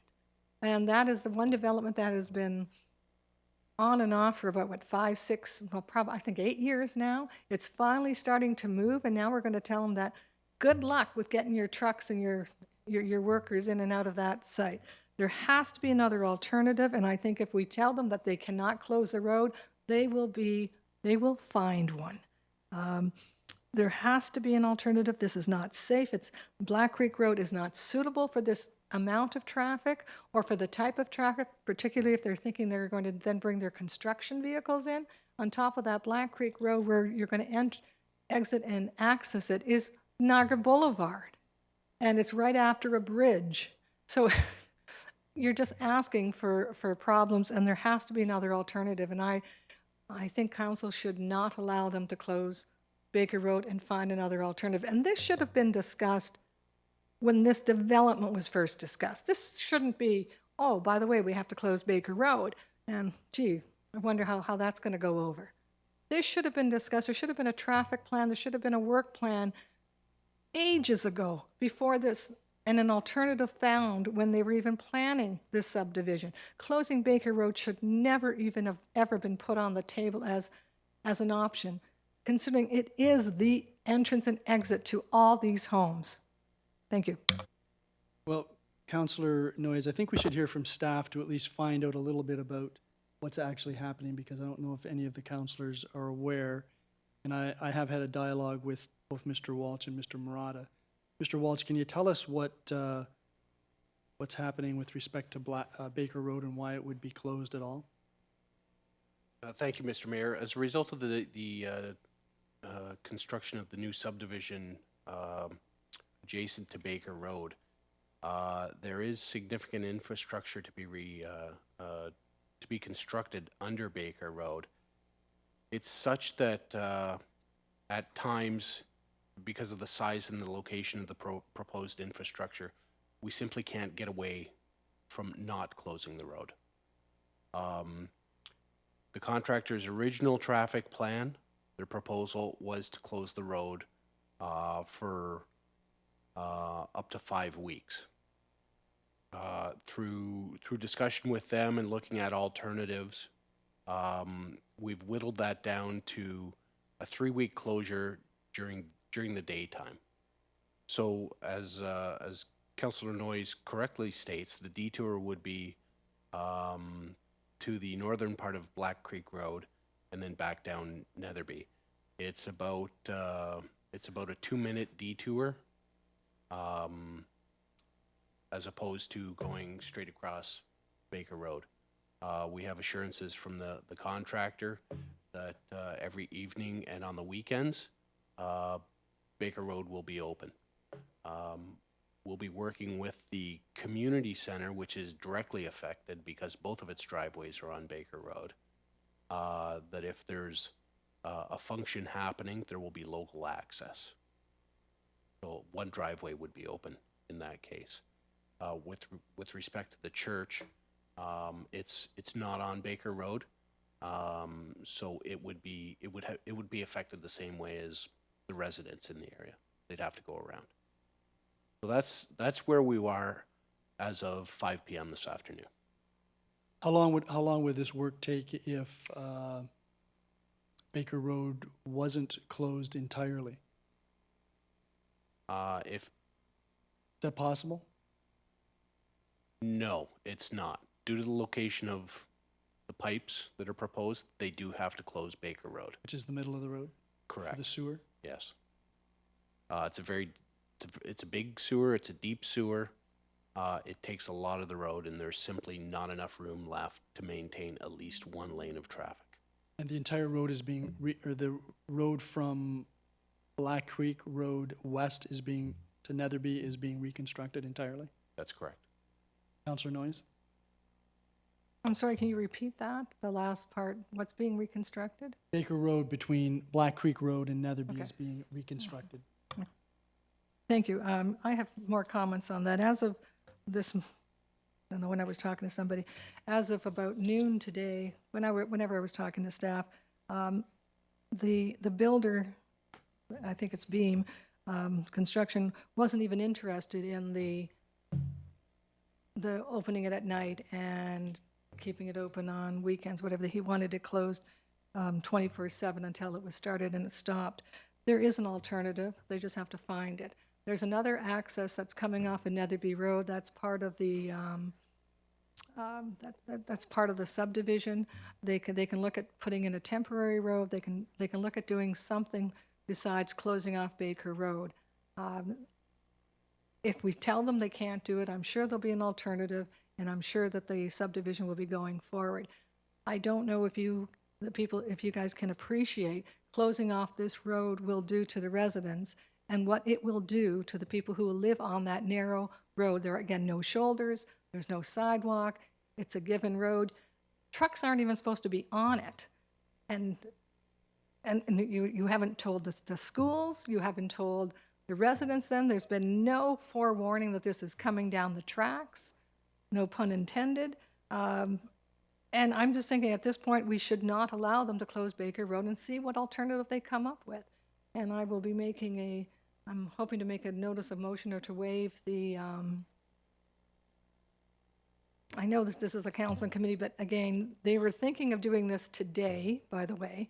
And their time period is already knocked off because I think the July June 10th and 11th, they were supposed to be doing something.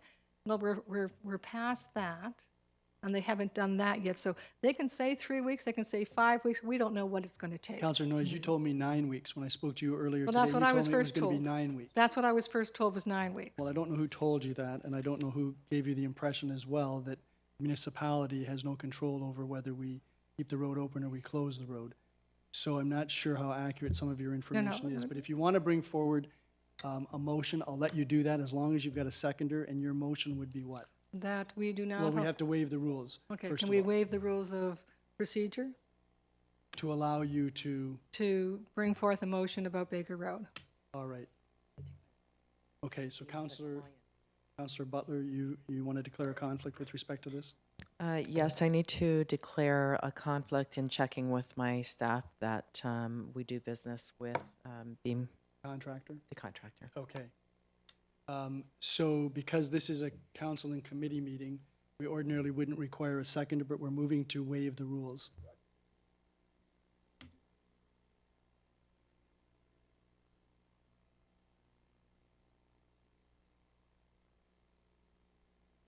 Let's, okay. Okay, so it's on the floor, so you can ask, it's on the floor, so you can ask a question. Thank you, Your Worship, and through you to Mr. Walsh.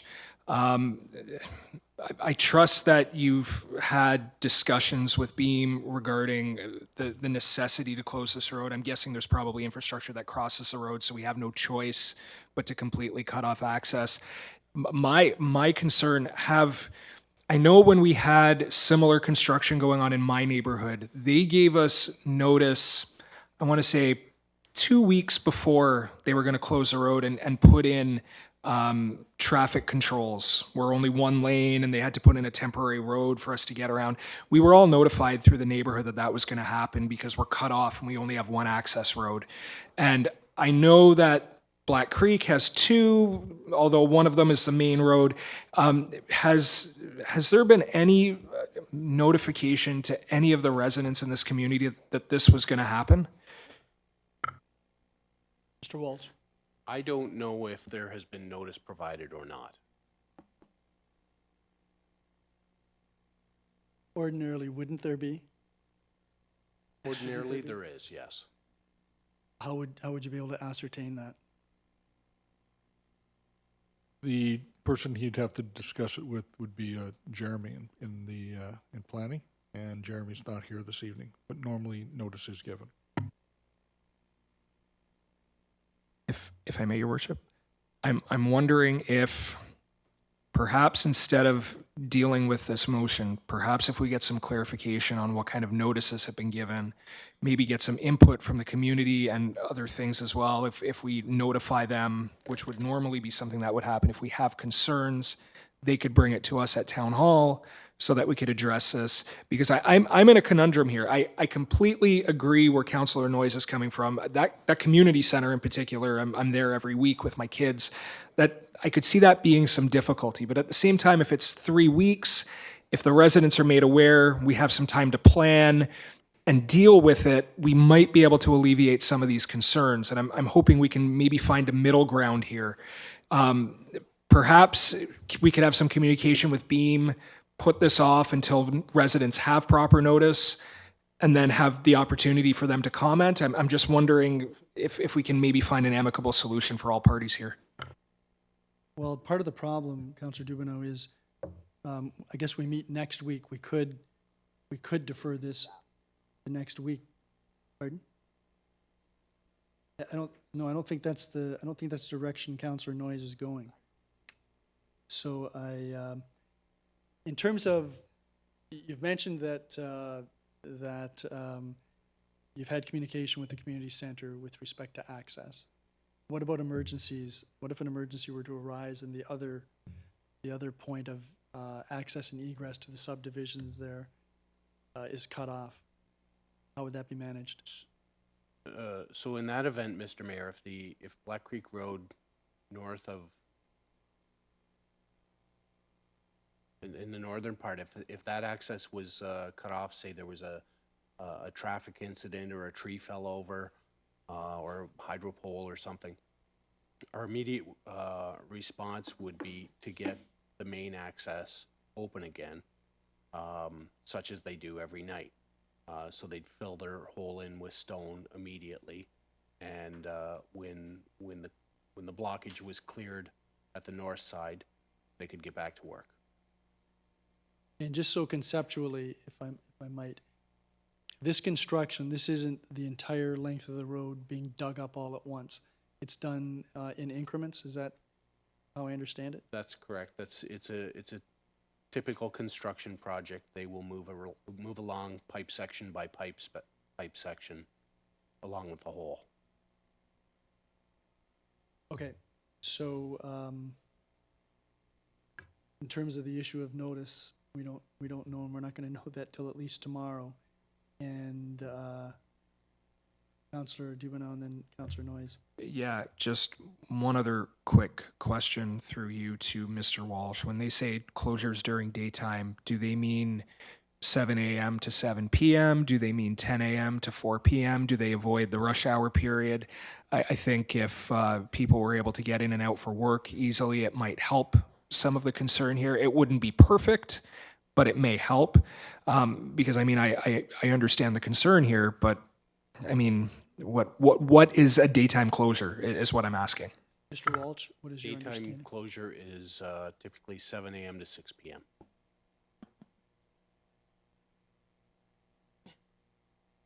Councillor Noyes.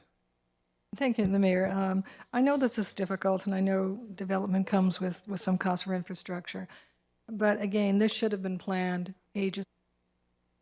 What an alternative access would be. Again, I haven't heard it, so I'm pretty sure the residents haven't heard it. I haven't heard it. I don't even know if the schools have been notified, because their bus route will have to be done by, I don't even know if our transit system, where the bus stop is the community center, have they been notified? I mean, as far as I'm concerned, this is, this was going to happen today. If I didn't, because something happened or it was going to happen tomorrow or something like that. It was crazy. And I'm going to put Mr. Walsh on the spot here. You and I have had a discussion this morning about a resident on Black Creek Road who was concerned about trucks going down, and that I understood that we told the residents there that trucks weren't going to be using that road. Am I incorrect in not hearing you correctly, that the trucks were not supposed to be using Black Creek Road? Mr. Walsh. If I understood you correctly, Councillor Noyes, you stated that trucks, period, were not to use that section of road. That's not correct. There is nothing to restrict a truck from using that section of road. I believe, in speaking with Jeremy and Tim Marotta after that this contractor has assured us that they will not be using the northern section of Black Creek Road. If I can continue, I'm not sure. Again, I know that the conversation we had, and I think we're both saying pretty much the same thing. I don't know if the road was restricted to trucks because of the type of road it was, or because the developer had agreed that he was not going to let his trucks use that road. And the reason that we requested that, was because that road is such a narrow road, and the residents already have concerns about safety on that road. That's why the request was made to the contractor in the first place. And the other thing is that may be fine for a contractor on Baker Road, but what about the contractor on River Trail? Is he going to be happy with this? Does he know that road's going to be closed? Has that even been discussed with the other contractor? You know that, Mr. Walsh? No, I don't know that. Okay, so I think there's a lot of, number one, I'm hoping that tonight we can reaffirm that this road will not be closed. Okay, so this is a motion to waive the rules. Okay. I want to wait. Okay, I thought we voted on that already. We've talked it out enough. So I'm going to call the question. All those in favor of waiving the rules? Opposed? Okay, that is carried. Okay, so your motion then is? At this point, I will make a motion that we not close Baker Road until such time proper notification and input to the residents, the schools, the other developer, the community center, and the residents have an opportunity of input into regarding the closure of this road and the impact on them.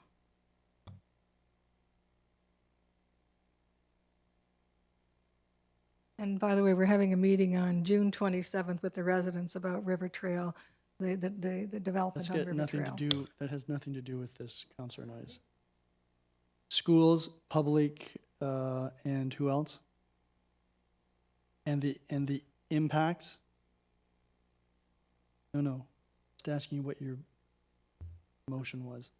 The impact on the residents if Baker Road should be closed and Black Creek Road being the only access, or egress and access, whatever it is. And what if notification has already been given to the residents? Well, Example, how did you find out about it? I found out about it because I was actually talking to Mrs. Dalton. She said, has anybody told you yet about this? And I said, no. And then I was filled in on what was going on and that I should talk to somebody. Again, because this is a motion, I'm going to ask for a seconder.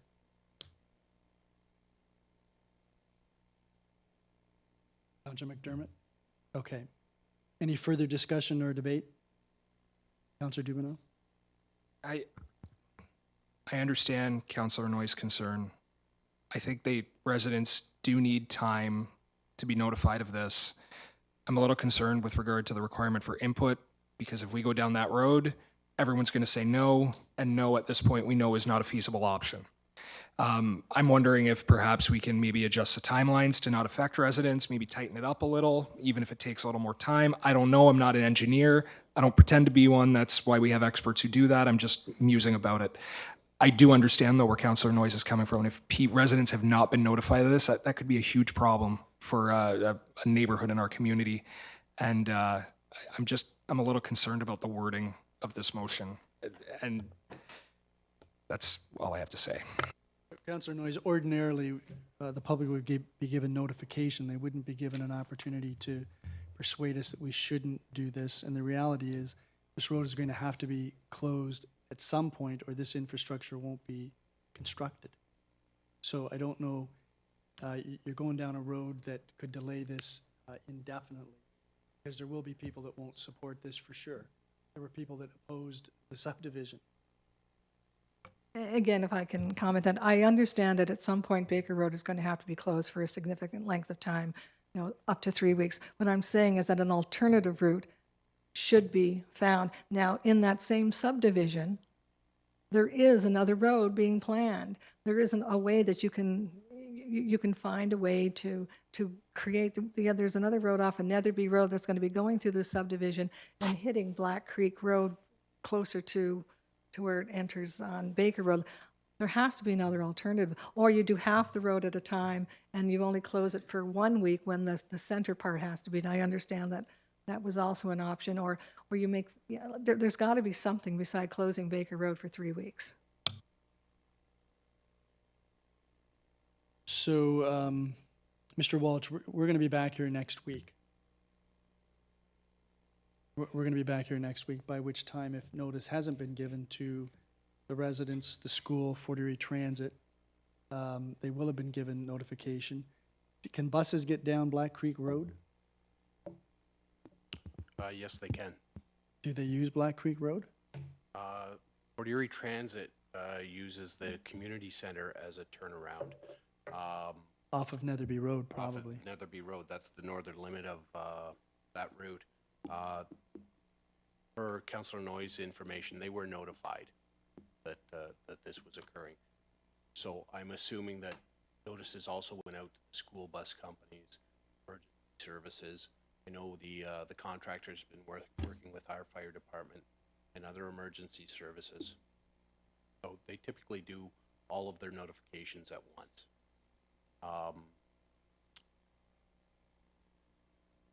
If I may, you Yes. speak about the internal new road. It comes Excuse out. me, we need a motion to extend the time. 10:30? All those in favor? That's carried. Carry on, sir. Darn it. The internal road that comes out to Baker Road, may solve half the problem in that it comes out halfway. So again, sooner or later, you're gonna have to close Baker Road. If I may ask for clarification on the motion if it passes, is this, we're just deferring the closure or the start of construction until notification is provided? Well, I don't think that's not what the motion says. It says to give residents really an opportunity to express their views or whatever wording you use, Councillor Noyes. I think you're on safer ground if you confine it to proper notification being given.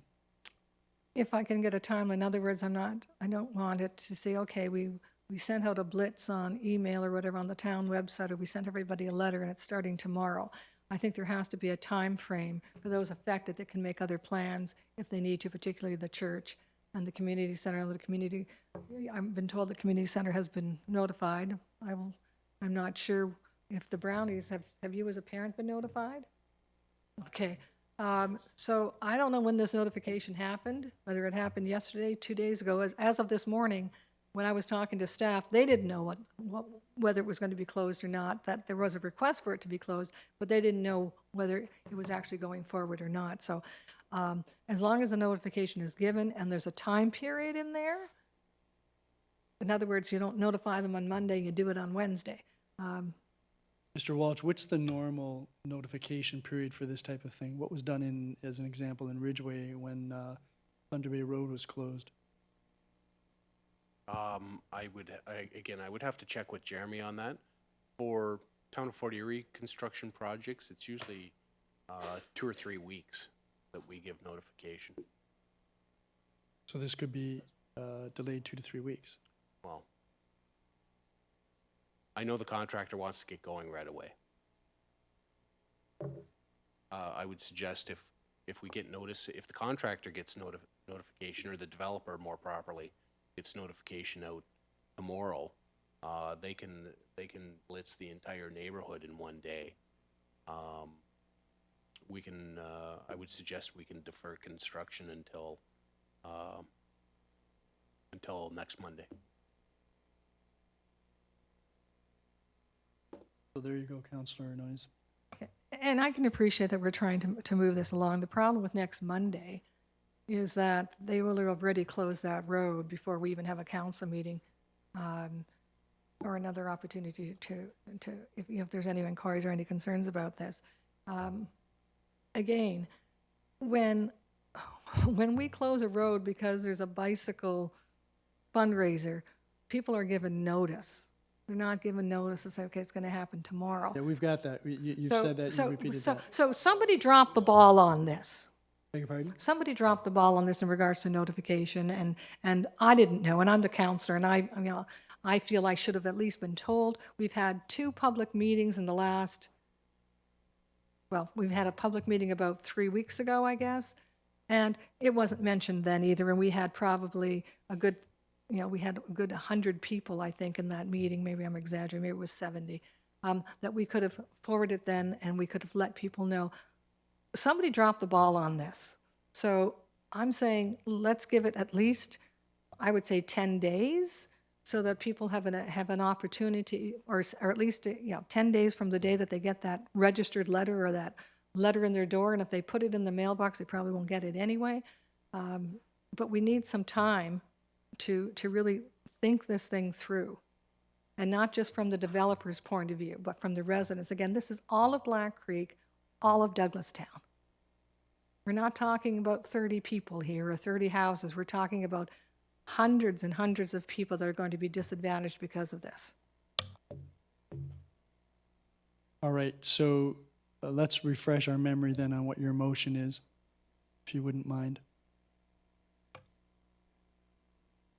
That basically that we do not allow Baker Road to be closed at this time until public notification and a reasonable period of time following that notification be given before a decision is, well, I guess we're deciding then that it's going to be closed. I'm not agreeing to that. Okay, let's leave it at that. I can bring this up next week. Okay, so that the road not be closed until reasonable notice has been provided to the residents, the school board, and Fort Erie Transit. And the other developer. Pardon? And the other developer. I think Bryce would like to know what's going to happen to his development. We'd be happy if something was happening with that development. No, I mean, in the negative way, that he won't be able to do anything for 3 weeks. We'll be delaying his So far, that project. hasn't been a problem, but fair enough. We can make sure that the other developer is aware of the potential closure. And Be notified. they're part of the neighborhood. And so that's going to be done. You're suggesting that there be at least 10 days. Mr. Walsh is suggesting a week. Why don't we,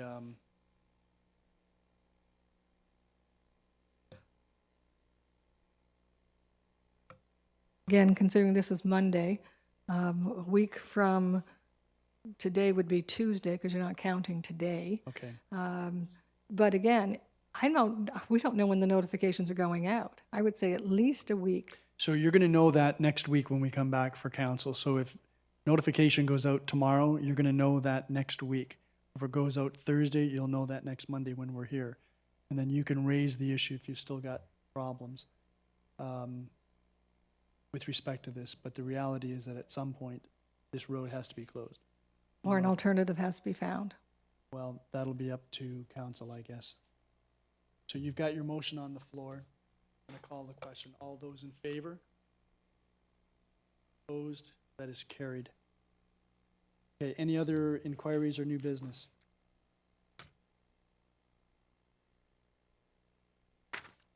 Then, Councillor, any comments or questions about the business status report? Councillor McDermott, I'm going to hand the chair to you then.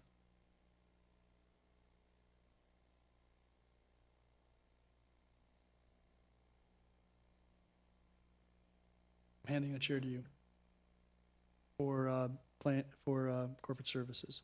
Oh, I'm good to go then? You're good to go. You've got 7 minutes to do it. Okay, thank you. Okay, so we have no presentations and delegations, and we have a report CAO 17-2019, funding request for Ridgeway Medical Clinic development. Councillor Butler. Any comments or questions? Your worship. I support this, and I apologize to Dr. Remington to have to sit here for so long with respect to this, but this is a fantastic opportunity. It's something that Ridgeway has been waiting for years, and this will go a long way, I'm confident, in the long term to helping to meet the needs of the people of Ridgeway Crystal Beach. And as Dr. Remington has said, people also from Port Colborne and Stevensville area, as well as Greater Fort Erie. So I fully support this, and I look forward to this vision being fulfilled, hopefully during our term of council. Councillor Noyes? Thank you, Councillor McDermott. I had the privilege of sitting on the Niagara physician recruitment team many, many years ago, and Dr. Remington was the chair for many years. So I'm glad that he is bringing this forward. The only request I would have, and I think I commented it to Joanne and Dr. Remington earlier, is that I would ask that the equipment purchased, because in the list there's a lot of equipment in there, that the equipment purchased has to stay in Fort Erie.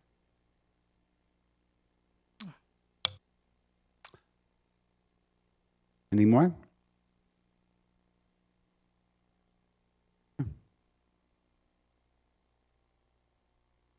I got to move, mover for CAO 16 LC09 2019. Thank you, Your Worship. Land matters. The recommendation is that council receives the May 16, 2019 land minutes to report number CAO 18 LC09 2019. Any comments or questions? All in favor? Carried.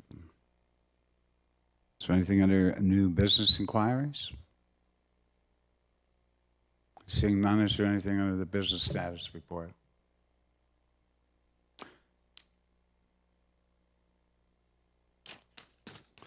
Seeing none, I'll hand it back to you, Your Worship. Thank you very much, Councillor McDermott. Scheduling of meetings. Councillor Dubino. Yeah, we have a Community Healthcare Services Committee meeting on Wednesday, June 12th at 5 p.m. here at Town Hall. I believe we're in Boardroom 1, but if that changes, I'm sure we'll all find out. Right. Any other meetings anyone wishes to announce? Councillor Noyes. A traffic coordinating meeting on Wednesday, the 26th at 12 p.m. June 26th? Yes. Thank you. Any other meetings? Motion to adjourn? Councillor Dubino, you were up first, I must admit. But we can't. All those in favor? That is carried. Thank you very much, all. Okay, good night, everybody. That was last week.